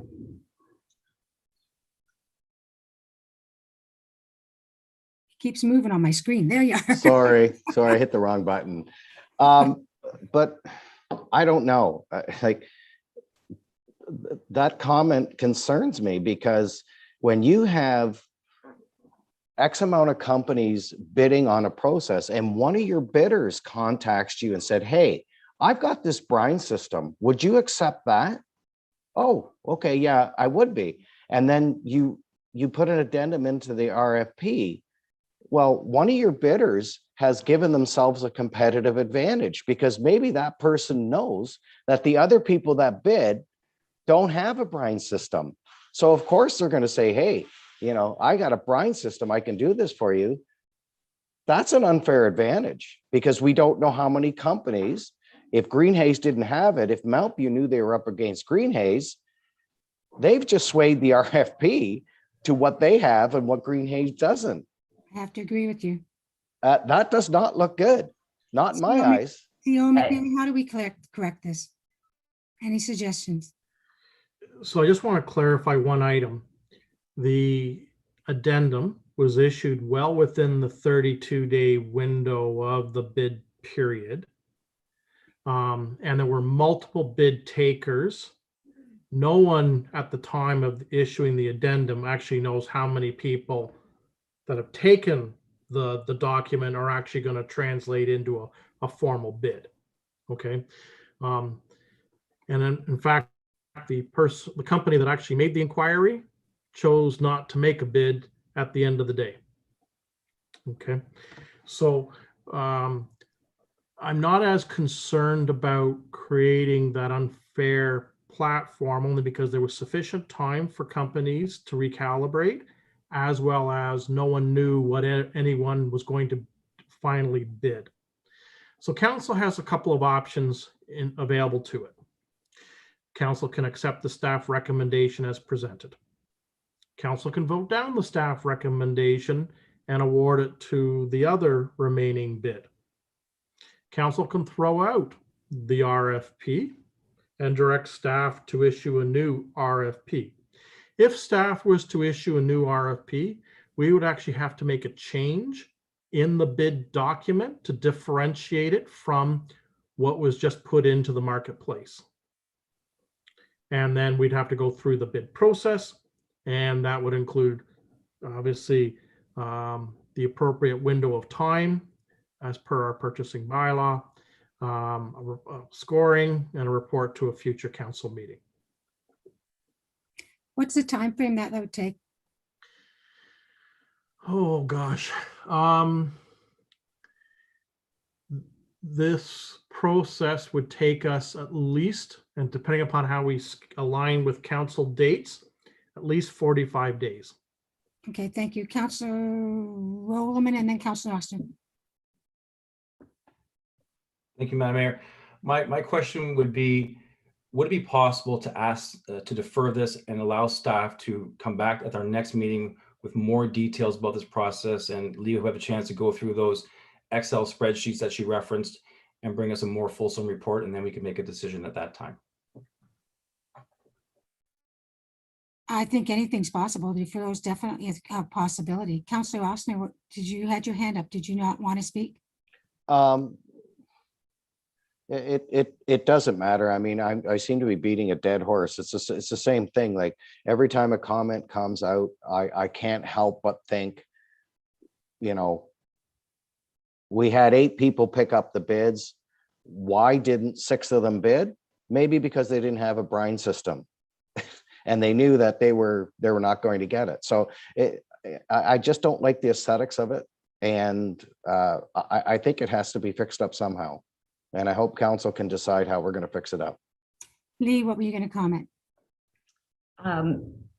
Some questions were raised here this evening that we cannot answer because as the purchasing policy is currently written, staff are not authorized, nor is any member of council authorized to speak to Green Haze to answer any of the available questions because of how the purchasing policy has been written.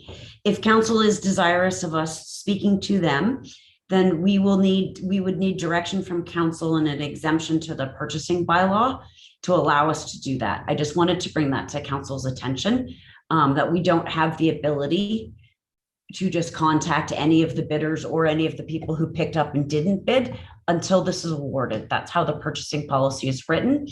So if any instructions to staff that are provided this evening involve that, I would ask that the motion please include an exemption to the purchasing policy so that staff are able to complete council's direction. I think council's either looking at a deferral or a new RFP. Councillor McCreary and Gillespie, what are your thoughts?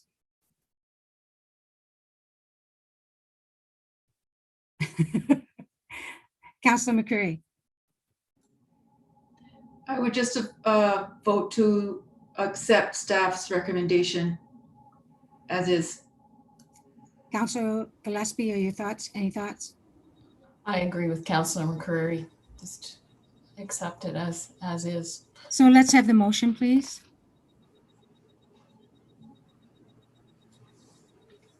So moved by Councillor McCreary and seconded by Councillor Gillespie that PW report number 14-2021 be received and that council approve the award of contract ND-RFP-39-2021 for the winter maintenance of municipal sidewalks, snow plowing and sanding salting services for the roads and parking lots, including operations for the 2021-2022, 2022-2023, and the 2023-2024 winter control seasons to Mount View Services Incorporated, and that the mayor and clerk be authorized to execute any necessary documents to facilitate the completion of this award. Councillor Rowland? Opposed. Councillor Oster? Opposed. Councillor McCreary? Yes. Councillor Gillespie? Yes. And Mayor Foxton? Opposed. Okay, the motion is lost. So now what do we do? Do we do another RFP? Is that what we're stating, directing staff? I guess we're reinitiating another RFP then. Lee, go ahead. Through the mayor to council, issuing another RFP, tried to get all of the dates to work. It would likely be able to get it out. We would have to find some substantial difference before we reissue that document. And trying to get the timing, it means that it'll be before council sort of the end of October, which is about 15 days before winter control season starts, which gives us very, very little window. Contractors would not be staffed up in time to allow us to move that project forward in time for our winter control season. I would be very concerned about the window of time associated with it because we have to have an RFP out for a certain length of time. it would put it really, really tight Could for we shorten getting that? everything. I don't believe, and I'll let Christina speak to that. I don't believe that we have the ability to shorten the time window for the public tendering to do that. We would have to go away and look at the dates, but I'm very concerned. We may have to call a special council meeting to award it. If we can even make the dates work and going out. I am concerned about the window of time associated with this, and making sure that we actually have a contractor that is staffed and able to undertake the work for the middle of November when winter control season starts. Christina, please. There is typically that standard period that our tenders are to be posted. However, as Ms. Robinson has stated, I mean, there are options about alternative council meetings and things to make it fit. If this is the direction that council wants, then we would just have to make it a priority to get it out as fast as possible. Okay, so let's make that happen. What kind of dates are we looking at? What kind of time frame are we looking? Ms. Robinson, when do you need it back? In September sometime, correct?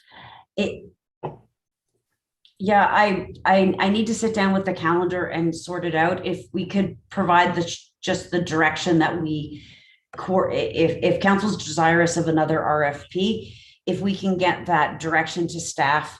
So we'll have to do a motion this evening to not award this, and that staff be directed to do that. And I would say that I can craft the motion with with our clerk to basically give us some flexibility to call that second council meeting, or to call a different council meeting if necessary, to accommodate that so that it is issued in sufficient time to ensure that we have winter control operations available for the beginning of winter control season. So we've already turned down the RFP. Now we have to give direction to staff. How would you word that? Forgive me, Madam Mayor, we've just not passed the motion, so it stands in limbo right now. We would actually need a separate motion because the motion was lost.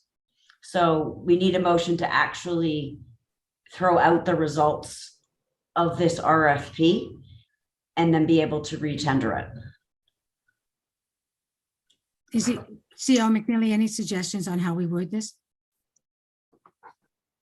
So, Madam Mayor, similar to the proposal for the washroom facility, we'd actually be closing out the RFP file for winter maintenance, RFP 39-2021, and that staff be directed to issue a new change of scope RFP for winter maintenance for roads, parking lots, and sidewalks, including operators, for the 3-year season, and that staff at its earliest possible time return with a report to council. Did you get that, Ashley?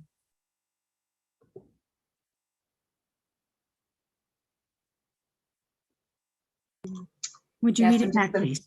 Let me finishing it up now.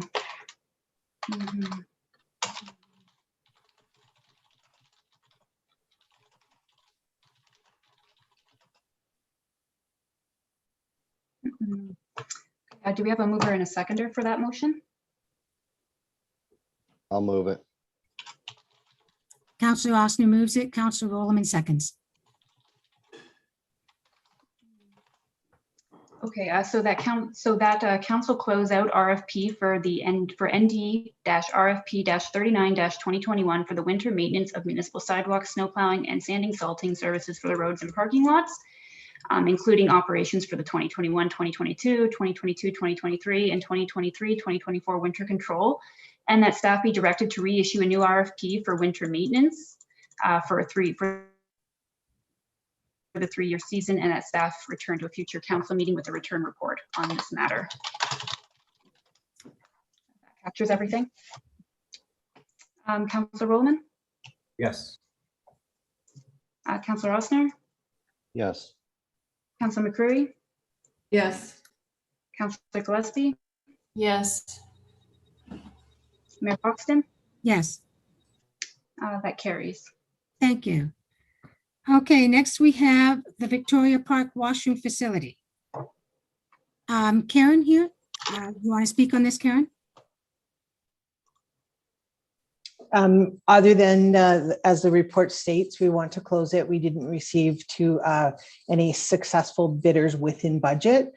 So we'd like to close it, and then we'd like to reissue it as a design bid build. So we would do the design, do some schematic drawings, some soil testing, do a civil site plan on it for the sanitary lines, and then reissue it out. I think we hopefully will be a little bit better successful at getting proper bids. Councilor McCreary.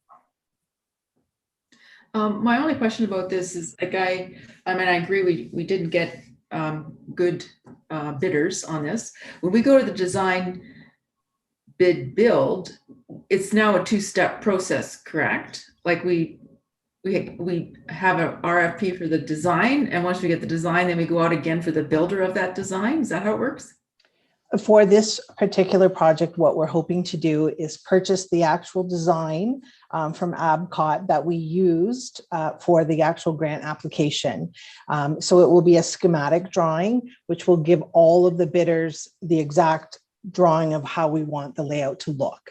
That's gonna be the main part of it. And then the soil testing and the civil site plan will help with that. So we'll put it all together in that, here's the design. I think that's going to be a little bit better the second time. Perhaps Ms. Robinson could jump in here because she helped me a lot with this. So the first time they didn't have the design, they were going to have to make their own design? Yes, it was very generic. I was trying to keep it open enough that if someone already had their own design, that they could then use that to go. We said 4 washrooms, 1 storage room, but we didn't say how they had to be laid out, in what order. We were trying to be a little bit aggressive because of the timelines for the grant proposal to have it done. So we're trying to be a little bit aggressive for this. Okay, but I guess there still could be some timing issues now, because we are going to have to go out again with a new RFP. There could be timing issues, yes. Yeah. So I guess we don't want to run out of time and lose our grant. Exactly, but there wasn't really anything we could do at this point. We want to make it within our budget, of course. But Lee and I have done some extensive talking and discussion on some options, and I think that this will be a better option. Okay, thank you. Seeing no other questions, can I have the motion, please? So moved by Councillor Ossner, seconded by Councillor Gillespie, that council receive RAC report number 13-2021, and that council close at the request for proposal document ND-RFP-27-2021 to design build washrooms at Victoria Park due to a lack of qualified bids within budget received for the project, and that staff be directed to scope the bid document into design bid build tender and immediately issue the revised document to the marketplace for competitive pricing for the new washroom facility in Victoria Park, and that staff seek bids consistent with the purchasing bylaw for the minor work required at the washroom facilities at Cowan Park and Schmidt Park. Councillor Rollman? Yes. Councillor Ossner? Yes. Councillor McCreary? Yes. Councillor Gillespie? You're on mute, Councillor Gillespie. Oh, sorry. Yes. Okay, thank you. And Mayor Foxton? Yes. That carries. Okay, the next one is the Victoria Park Pavilion rehabilitation.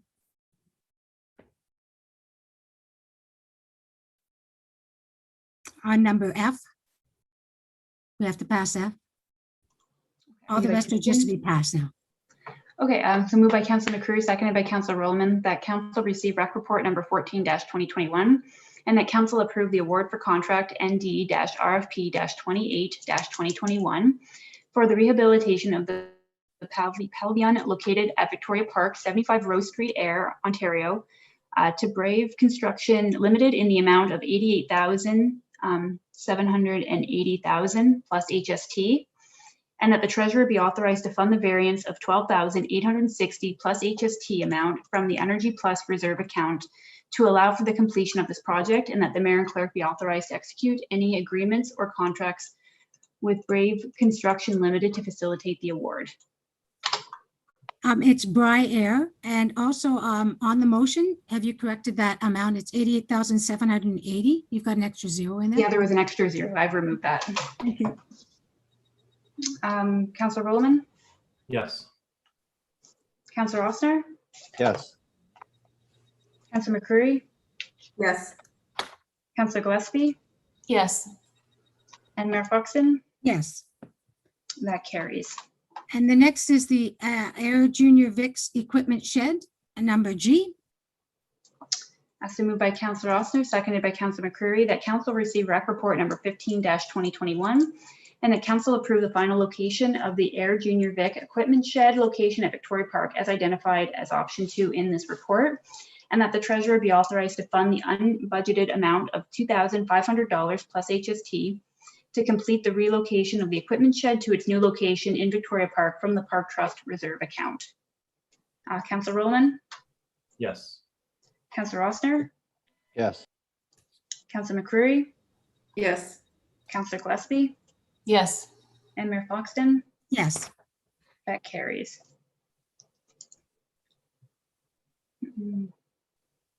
Okay, and next is tennis courts. Nope. Yes, the tennis courts.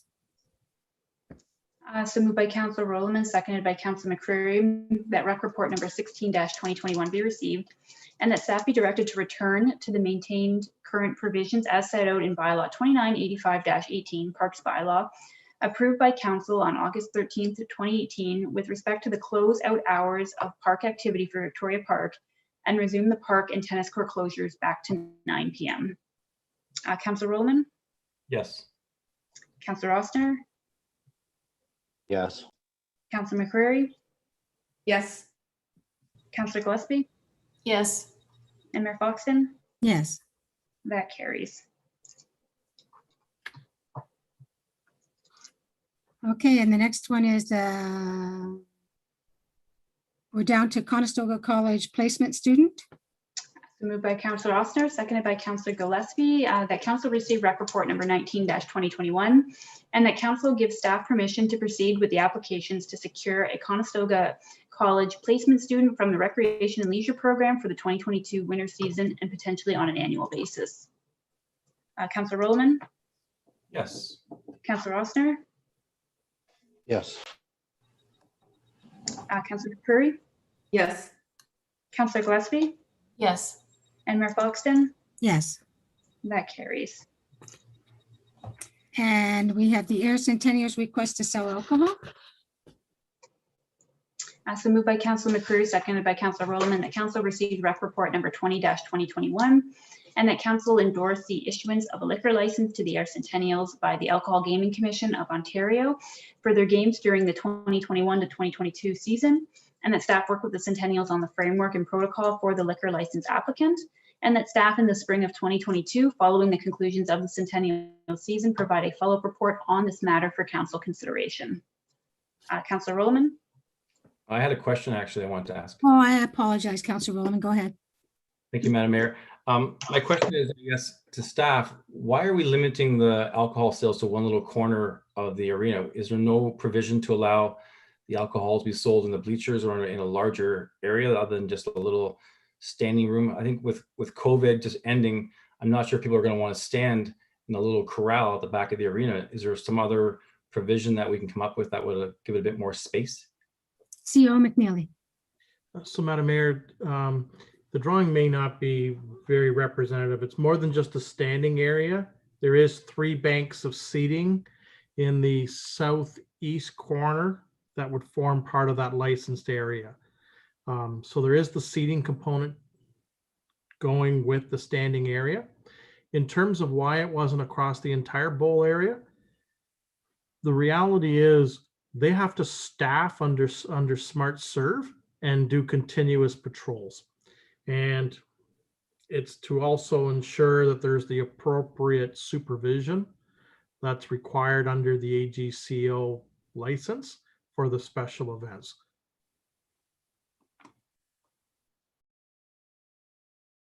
CO McNeely, the southeast corner, that's the entrance doors, right? Sorry, I had my geography wrong. Southwest corner. Okay, thank you. Any other questions? Seeing none, can I have the motion, please?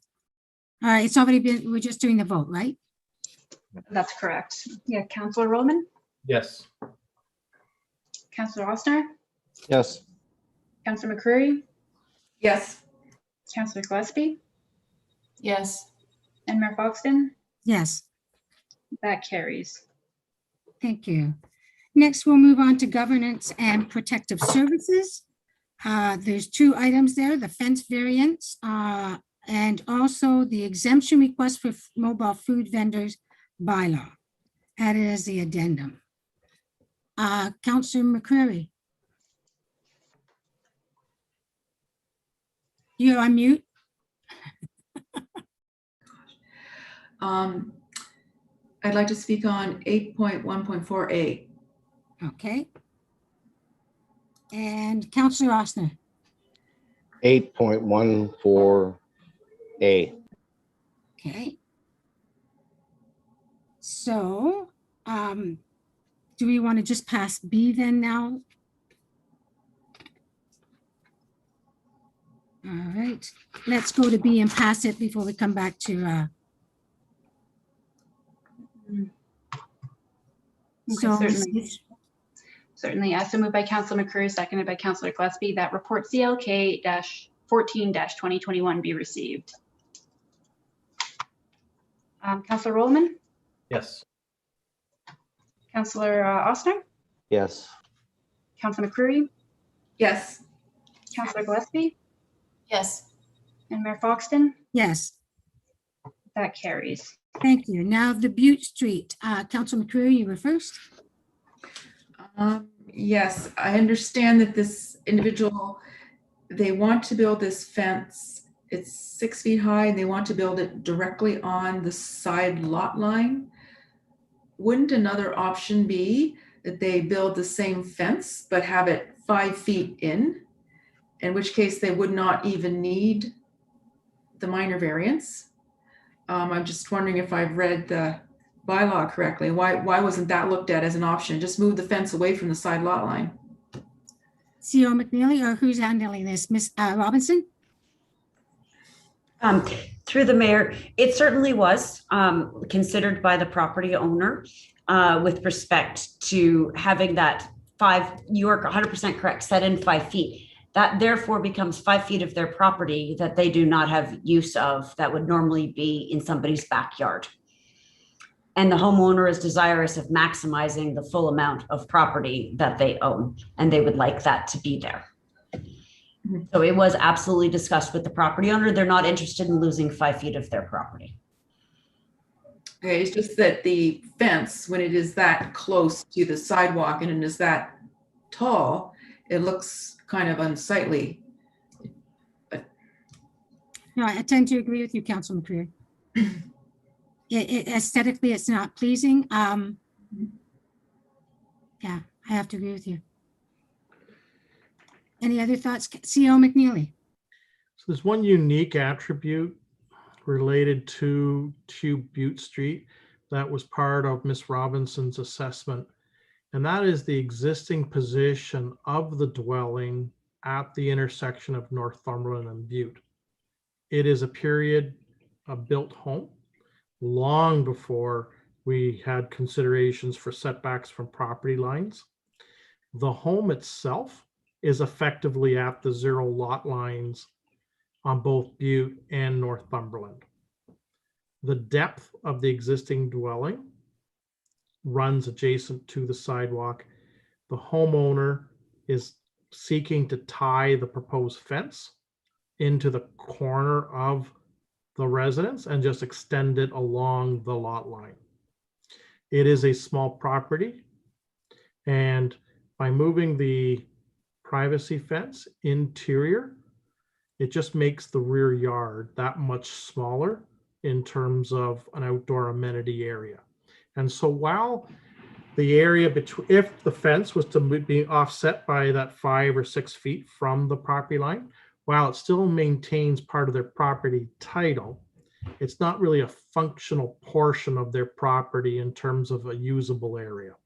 And given the small property, given the position of the residence at the corner and its position within the context of the lot, the owner's trying to maximize the potential of the outdoor rear yard for day-to-day use. Councilor McCreary. Is this fence also going to be extended across the rear lot line? Or is it just going to be running along Northumberland Street and then stopping? Councilor Lee Robinson, do you know? Through the mayor to Councilor McCreary. In conversations with the property owner, they intend to continue the fence at their rear property line as well as their side property line. Maybe not this summer, but the intention is that they will be placing likely a pool on their property, and therefore will have to have the entire rear yard fenced in at that time. And these height restrictions do not apply to their side yards or their rear property line. It's simply because it's an exterior lot line. CEO McNeely, did you still want to speak, or did you just leave? Oh, Councilor Roman. Thank you, Madam Mayor. I did go out and meet with Mr. Martin, the owner of this property, and he and I walked the property. And the one area of concern that I discussed with him was the property just to the north of him. If he builds his big 6-foot fence right up to that person's driveway and then straight across in a westerly direction, effectively that person backing out of their driveway can't see anything coming up Northumberland Street. So he did send me a drawing this morning, or maybe it was yesterday, showing that he was going to cut the angle and create like a triangular shape at that corner, so that way the person backing out of their driveway could see when they're backing out. So I'm wondering, is this something that this drawing that he sent me, is this something that we can include in this decision, so that way we can hold him to it? Because he seemed to be pretty agreeable to making sure the person could see backing out of their driveway. I don't know the number of the adjacent property, but it's just the one directly north of his property. Makes a lot of sense, Councilor Roman. Can we defer this and have it revised to state that, CEO McNeely? Sorry, Madam Mayor, I didn't see had your hand at up. the very beginning, I had my hand up and It's not showing up here at all. no, I took my hand down after you said No, Councilor but I Curry, looked at the Councilor list. Osmer. I didn't see it, but go ahead. So want me to go now, or do you want to Yeah, go ask a now. question? No, go ahead. So my concern was having this fence right on the sidewalk. It's going to be unsightly. It's going to be tall, and it's going to, when you're walking down there, it's going to be a wall coming right across. And yeah, I'm not in favor of having a wall along the sidewalk. If we have any major snow events, I can't understand where that snow is going to go because it's literally inches off of the sidewalk. So the fact that it's so tall, I mean, our bylaw says what, 2.5 feet? Correct. Yeah. So if they want to build a 2.5 foot fence, I have no issue with that, but I can't see a 6 foot fence running right along there. I'm surprised that their lot line is that close to the sidewalk, because I always thought that the region owned X amount of feet from the center of the road over on to both sides of the road. And that there was more property on the fence side. I thought there was more property that belonged to the region at that point, but yeah, it's a big, tall, solid fence, and I think it's too close to the sidewalk. I believe the house was constructed before the region owned that road, before the existence of the region. The region came into being, what, 1973? And that house dates older than that. So it was back when it was the town of Air. Okay, any other So that's an comments? exemption then? I'm not sure there's an exemption, but that's why it's built the way it is, Councillor Osner. It's because it existed before the regulations were in. So do we, Councilor Rowland, do we want to wait till we have on paper the agreement that the angle? CEO McNeely, you have your hand up. Thank you, Madam Mayor. So Councillor Rowland was kind enough to share with me just a moment ago the aerial photo that was provided by the owner to Councillor Rowland and the discussion that he had with the owner on site. So it does show what I'm going to refer to as a daylighting triangle. So think of a normal road intersection. Typically, we require unobstructed view within the daylighting triangle so that people can see around a corner. So now apply that same principle to the private driveway, which would be immediately to the north of the rear lot line of 2 Butte Street. So I think Councilor Rowland has put forward a very good argument that if a 6-foot high fence was to be built right to the corner lot line of the ownership, it could obscure sight lines for a car backing out or pulling out of the driveway of the adjacent property to the north, both as it affects pedestrians, cyclists, and obviously the motor vehicular traffic that would be traversing along Northumberland. So a daylighting triangle, similar to what we would be talking about at an intersection, may be an appropriate control to at least mitigate against that concern. So if council's agreeable and if you support the premise of a 6-foot high privacy fence along the lot line, I would frame it that a daylighting triangle at the northeast corner of the site be secured to the satisfaction of the township engineer. Because then what Ms. Robinson will do is she can actually go and do a measurement as to what would provide appropriate view corridor or view plane to that location to ensure good, effective sight lines and still allow the owner to have a meaningful backyard to achieve their overall objective.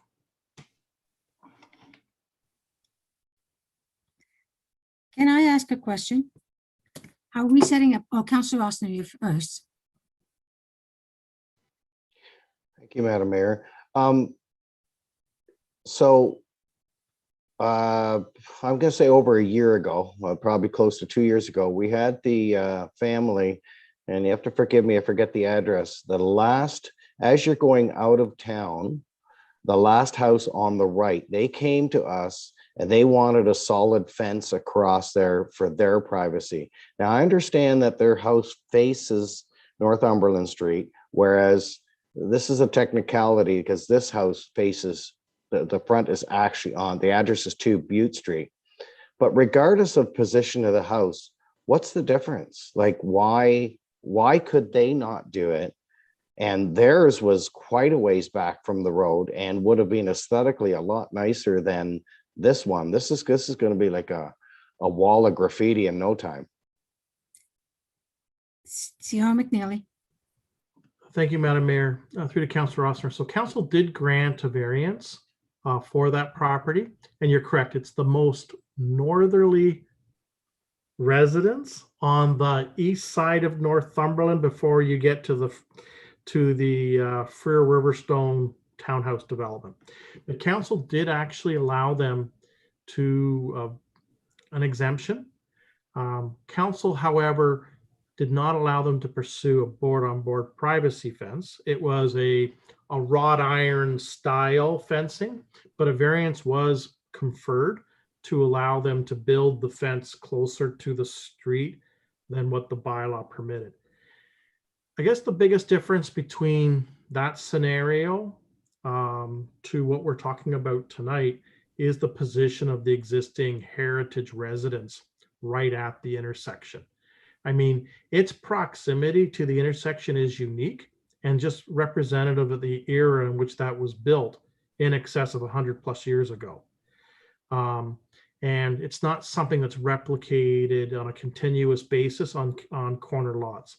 The township's fence bylaw, as it relates to corner lots and the placement of fencing along the flank, which is in this case Northumberland Street, was tied into a typical house that is set back from the intersection. And that's why there was that 5 or 6 foot jog between the lot line and where the fence could go, because we were trying to recognize the majority of the housing styles that are found throughout, in this case, urban air. That is not the case here just because of the period home and how it's positioned on the lot. And that is the unique element that we're trying to wrestle with. Councillor Austin. So, thank you. So is there not a building permit required for the fence? Madam Mayor, through to Councillor Ostner. No, there's no building permit required because it's not an engineered structure. However, in accordance with the fence bylaw, they're obligated to follow the standards or specifications as outlined in the bylaw. The owner, once advised of the situation, asked that a variance from those specifications be considered specific to this property, hence why the report is in front of Township Council tonight. Do you know, I have to sort of agree with Councillor Austin. I mean, it's a narrow lot, but it is long. It is again, a major part of entering to the downtown of Air, to the Air community. And a solid wooden fence 6 feet tall is not very aesthetically pleasing. I also question whether we set a precedent. So I have concerns. I do have concerns as well as Councillor Ostner. We can't go 5 feet in because it's still a solid wooden wall. There's, you know, we've been trying to work on the regeneration, the redevelopment of our downtown core and the aesthetics of coming into the village. And that's why we went with the wrought iron fence with the other home on the northeast side of Northumberland coming into the village. I'd love to be able to say yes, but what do we want our community to look like? And sure, this may be a unique one, but it'll stick out like a sore thumb because it is so unique. I have concerns.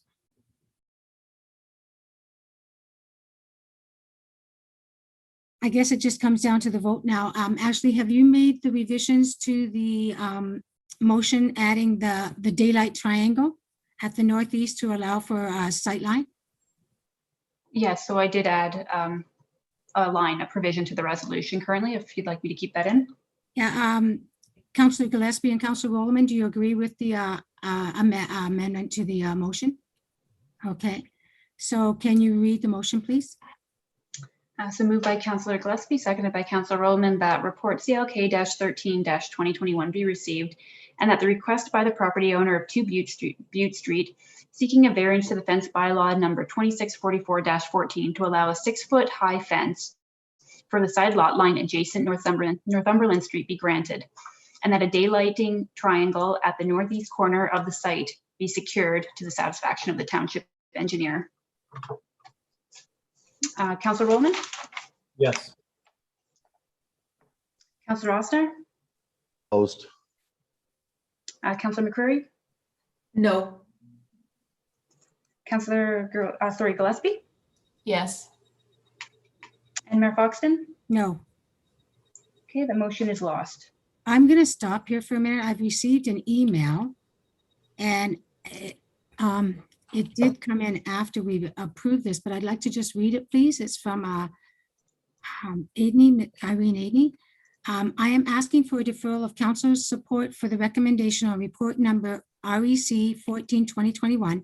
Can you please add my email to the new agenda as a correspondence on report number REC 14-2021, Victoria Park Pavilion? I do not agree with the design of the pavilion should be altered from wooden sides and wrought iron. If anything, it should be returned to the original construction of cedar shack type siding. I'm going to forward this email to Councilor Rollerman. Oh, thank you, Madam Mayor. I received that email as well.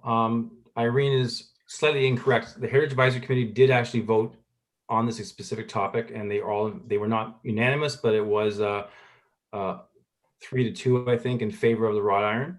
And then I believe council also voted on it. So council, all of us voted unanimously in favor of the wrought iron. That's correct. And the Ray Hall connection has not been confirmed for this building. Actually, she mentions the Ray Hall architect. I'm hoping he's the architect for this project, but we don't, as of this point in time, know for sure. The archives have not got back to us yet with that information. So as of right now, we don't know who the architect was. Okay, so I'm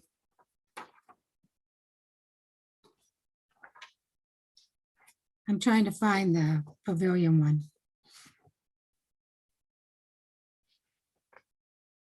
Ashley, offhand, do you know which one it was? I'm at H, G.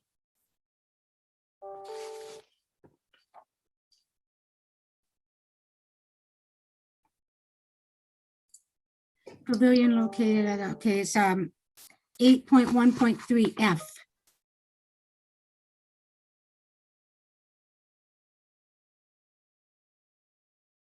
It doesn't talk about the design. Karen Winters, do we know about the design? Council did say wrought iron. We did state that.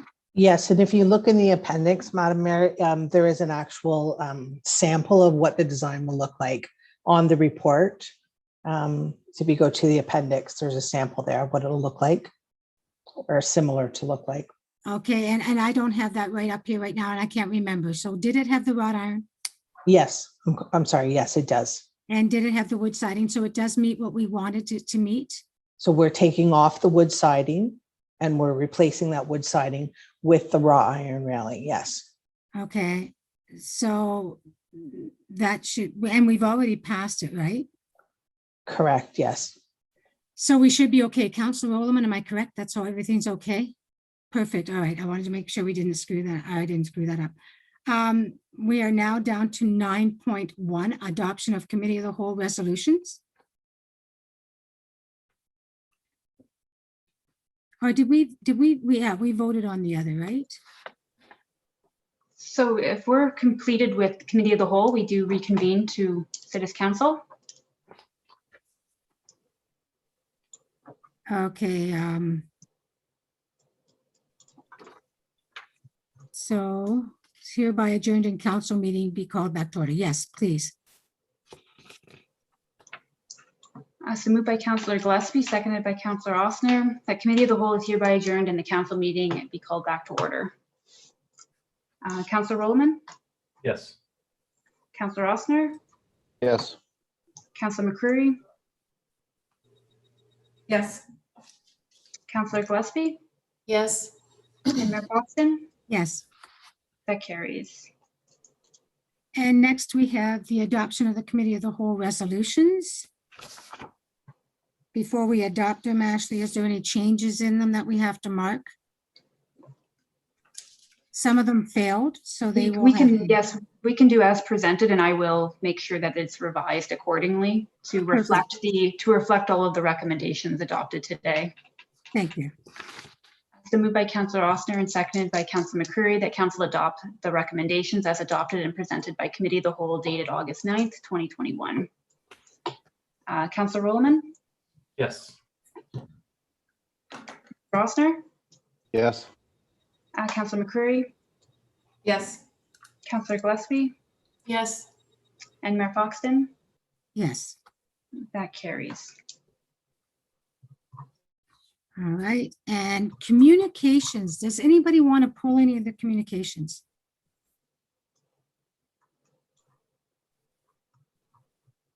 Seeing none, can we please just have them? You do not have to read them all off. So moved by Councillor Rowland, seconded by Councillor Gillespie, that council received for the purposes of information the following items, and that's as presented on the agenda top sheet. Councillor Rowland? Yes. Councillor Ossner? Yes. Councillor McCreary? Yes. Councillor Gillespie? Yes. And Mayor Foxton? Yes. That carries. And Now we will go to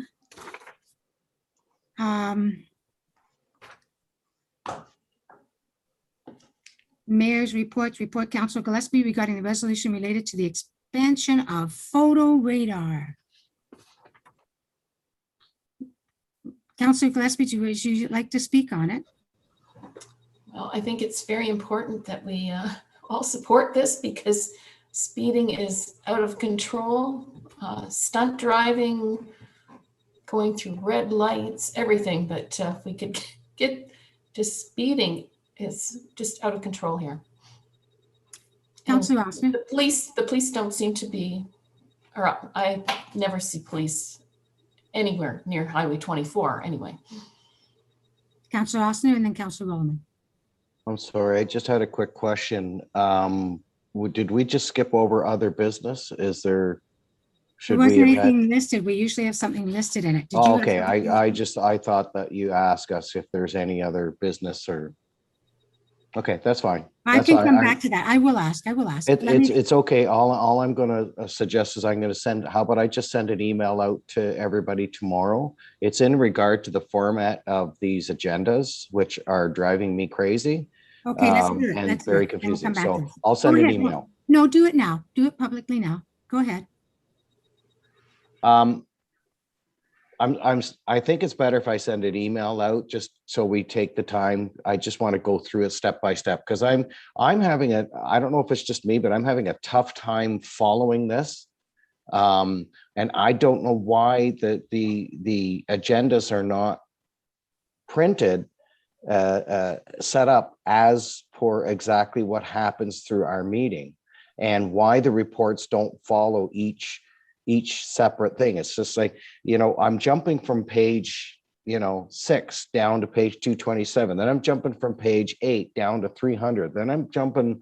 It's very, very hard to follow. And I don't know if anybody else has felt this. I felt that this meeting is has been a little bit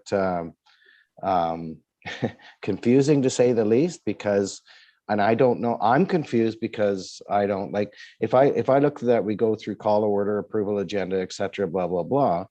And then it should be the next item is committee of adjustment. This is scheduled to convene at 7. Well, why is that printed in item number 5?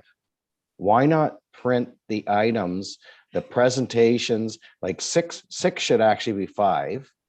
And then 7 should have actually been 6. And then 5 should have been 7. And then we jumped back and back and forth. We did the mobile food truck. And then, and then we get later on down the meeting and it's like, oh, well, did we pass that already? Or didn't we pass that? Well, we already passed it. Okay, did we pass this one? I just find it confusing. And I don't know why it just can't be put down step by step. And like, for example, when they have delegation, Sandra Silva, Hitch Coffee request, have all the attachments and everything behind that, and then go to 7.2, Diana Barber, Michelle DiTomaso, and put all the attachments behind that, and then go to the next number, put all the attachments behind that. It's very difficult on a screen because we don't get written copies anymore. If I had a written copy, I could pull the sheets out and I could keep them placed separate apart. But here it's impossible because I don't want to waste everybody's time by saying, okay, now I want to talk to this. Now, where's that attachment? It's 200 pages down on my iPad. It's very difficult to follow. And I've mentioned this about the agendas before, and I thought we were going to straighten out these agendas. But like I said, I find it difficult because what we're doing at 7 o'clock is coming before what we're doing at 6 o'clock. And then what we're doing at 6 o'clock, this is coming, and then we're back to 7 o'clock. And then we're back to what we approved at 6 o'clock. I find it very frustrating. So do it up in an email with some of the suggestions Okay. and send it all to all of us, including Ashley and Christina, and they'll look at it for us. Okay, Thank you fair for enough. that. Thank you. Sorry for interrupting, it's Councilor quite all right. Gillespie. I just Councilor Rowland? thought we missed something. Councilor Rowland, did you want to speak on Councilor Gillespie's motion? Yes. Okay. Yes, thank you, Madam Mayor. I agree. I share Councilor Gillespie's concern. There's been a lot of speeding. I know photo radar is a nice dream, but I don't know how attainable that is. Is there an intermediate step? I know that when you drive down the Cedar Creek Road, number 8, heading towards Plattsville, you see the sign in Washington that flashes and says, you know, please slow down, and tells you how fast you're going. And then you get one in Plattsville that does the same thing. You go down Watts Pond Road into Paris, you see the same kind of flashing light, tells you how fast you're going. I saw one yesterday just outside of Hayesville, so I know that they are in Waterloo region as well. So is there maybe an intermediate step that we could take on some of these roads out in, you know, Clyde or Greenfield Road West, for example, or Greenfield Road East? Is there a way that we could maybe have an intermediate step of having these I don't know if they're cameras or what they are, but they're like a reader that tells you how fast you're going? Is that perhaps something we could look at as a first step? And then in those areas where that has no effect, then we could look at maybe going to a camera system down the road if the problem proves it. Yeah, I have been requesting those all along, and I believe we ordered 2 of them, but I don't know if they've ever come or what's happened with those. But that's a step 2. I'm sure. I think those would help, but like I'm at Crossroads, I get so many calls about speeding, and I'm sure that I talked to the OPP about photo radar. They're not in favor of photo radar at all. So I'm sure this is, you know, it's going to be a hard battle to fight, but I think we need to start somewhere. But yes, I'm all for the flashing speed lights. I think they work very well. Maybe they're not going to work for people that are stunt driving, but anyway. Lee. Through the mayor to council, we currently own one of those, I'm going to call it speed display signs that lets us do that. It's actually currently installed on Clyde Road. Council approved in our budget for this year 2 more. We'd actually just received the final quotes for them under the new purchasing policy this morning. So we will be authorizing that to proceed very shortly in terms of doing that, and you'll see more of them. We will have 3 of them out on our roads. They're very useful. They actually assist us. Not only do they do the flashing speed, they also run in what we call ghost mode, which records the data for us so that we can actually get an idea of when it's not giving immediate driver feedback, what the speeds are, versus when it's actually operating and providing driver feedback, what the speeds are that we see. It'll give us a really good baseline to see if those are actually having an impact on the speeds that we're currently witnessing on our roads. CEO McNeely. Thank you, Madam Mayor. Just to complement what Ms. Robinson has indicated, and this is sort of a follow-up to Councillor Gillespie, the region did change their policies toward the end of last year as it related to the temporary installation of these speed monitoring signs on regional roads. So as Ms. Robinson has just indicated, the region consented to the temporary installation of our current speed monitoring sign on Clyde Road. It's there for about a 3-week period. There are certain actions we have to take before it actually moves to a ghost mode. And then we have to share the data with the region. But they are not in favor, or at least to date have not been in favor in terms of a permanent installation. So if you go to Innerkip as an example, when you're coming northerly from the 401 interchange, at the entrance into their village, there's actually a very large sign that first of all tells you the speed limit's reduced ahead. And then the second warning is the actual flashing sign, which posts your traveled speed in relationship to the posted speed of 50 kilometers. And then that's repeated as you get deeper into the village. But the region has not been agreeable to date to those permanent installations. If you go and look at the one at Innerkip on County Road 29, it's actually a posted permanent location that's powered by a solar panel. What we bought and what we have been using and will be expanding is mobile. In other words, it moves around the township And the region has allowed us recently to install it. We've had it on Clyde Road now. We've had it previously in Roseville. It was on Branchton Road for a short period of time. So it is not what Councillor Gillespie is looking for. She's seeking something on a more permanent basis that just reinforces 24/7, 365. You're entering us at the entrance of a community, if that's applicable, and we want you to slow down and be a good driver through this settlement area. Councillor Osner. Thank you, Madam Mayor. I was just going to quickly mention that when you're going off the 24A and you turn left to go to Glen Morris, that little community there, 60 kilometers an hour, it's Glen Morris East.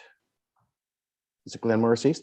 So they have these signs there, but they also have these please drive slow, children playing, and they have posted them on every telephone pole. And so once you're past that sign that says please slow down, it flashes red. And when it's not, I can't remember if that's the one or the one in Brantford, because they have them in Brantford too, coming into in and out of Brantford. And when you're doing the right speed limit, it has a smiley face that's green, and then a red X thing that when you're speeding, and then reinforce that with the children playing signs. And I think that, people just forget and they don't think about it, but when they see children playing, they think a little bit more that, oh, you know what, I better slow down. So maybe this is something we can help out there with, is just get more awareness, get more signage up there. And, hopefully it'll get the better of people and they'll slow down. Councillor McCreary. Thank you, Mayor Fox. And I'd like to say that I support Councillor Gillespie's motion to start a photo radar program. Speeding is the most frequent complaint that I've had as a councillor, and the Waterloo Regional Police do not have the resources to effectively enforce the speed limit so that their presence becomes a deterrent. I think that a lot of the speeding is not done where children are playing. A lot of the speeding is just done on the open roads. Roseville Road can be frightening. If you're in a driveway on Roseville Road and you're trying to turn out onto the highway, you have to be very careful because the cars are coming at you very quickly, a lot more quickly than you realize. I just don't think there is enough enforcement for people to feel that there's a consequence to speeding. And I think that if photo radar is put in place, it will supplement what the police are doing, and we'll finally be able to make some kind of a impact on this issue. And this is a public safety issue. There will be fewer car accidents, fewer lives lost, and fewer serious injuries if people actually drive the speed limit. Thank you. I see no other comments. Could you please read the motion, Ms. Sage? Moved by Councillor Gillespie and seconded by Councillor McCreary, that the Township of North Dumfries believes that speeding within township jurisdiction as well as province-wide has become an increasing problem that requires further attention to address, and that the Council of the Corporation of the Township of North Dumfries requests that the Ministry of Transportation and the Ministry of the Attorney General to expand their eligibility of municipalities to enforce speed limits on all local roads and upper tier jurisdictional public highways through the use of automated speed enforcement photo radar technology. And that this resolution be circulated to the Honorable Caroline Mulrooney, Minister of Transportation, and the Honorable Doug Downey, Attorney General of Ontario, requesting their immediate action to implement and revisit the amendment to the Ontario Highway Traffic Act. And that the resolution be further circulated to the Association of Municipalities of Ontario, the Region of Waterloo, and the 6 area municipalities of Waterloo Region, the 5 MPPs of Waterloo Region, and the Police Services Board of the Waterloo Regional Police Services. Councillor Rowland, your vote for that? Yes. Councillor Rossner? Yes. Councillor McCreary? Yes. Councillor Gillespie? Yes. And Mayor Foxton? Yes. That carries. Thank you. And we're now at the bylaws. Can I have The first and second reading of the bylaws, please. Moved by Councillor Gillespie and seconded by Councillor Ossner that the following bylaws be taken as read a first and second time. Bylaw number 3267-21 being a bylaw to authorize a site plan control agreement between the Township of North Dumfries and CPS Warehousing Incorporated.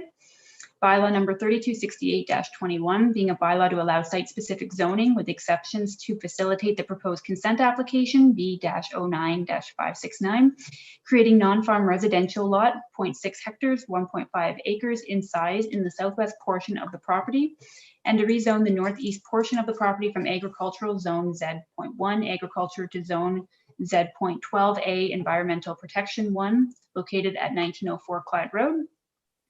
Bylaw number 3269-21 being a bylaw to amend the traffic and parking bylaw to add an additional heavy truck route on Cheese Factory Road from Waynco Road to the City of Cambridge, North Dumfries Municipal Board boundary. And bylaw number 3270-21 being a bylaw to appoint a building inspector, plumbing inspector, and property standards officer, Matthew Lynn, for the Township of North Dumfries. Councillor Rollman? Yes. Councillor Ossner? Yes. Councillor McCreary? Yes. Councillor Gillespie?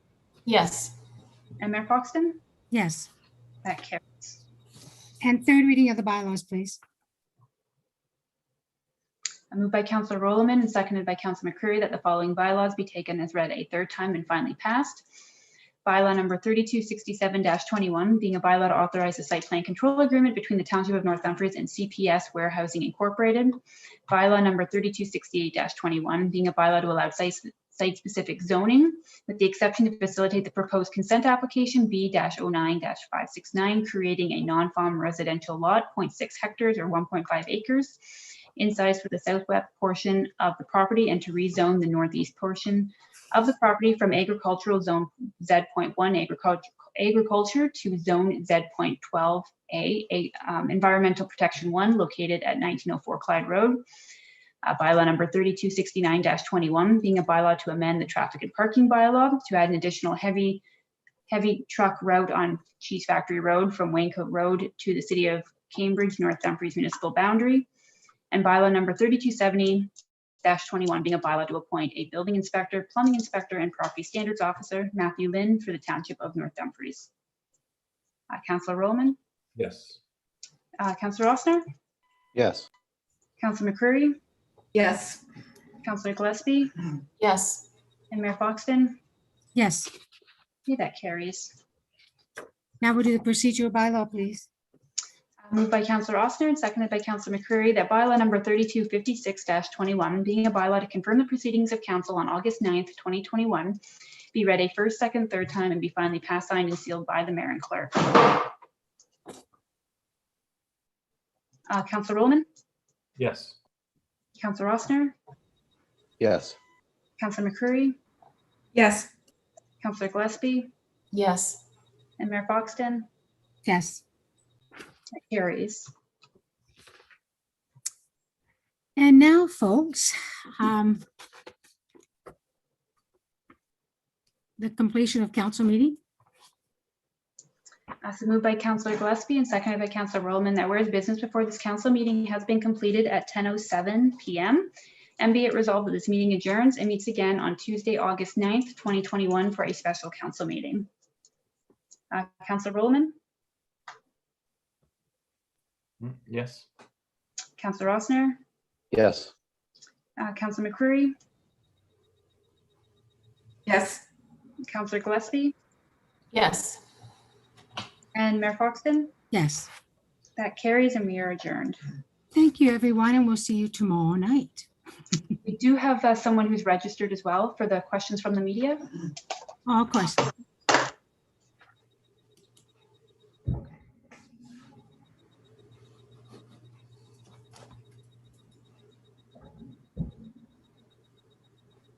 Hi, I sent a note to say I have no questions.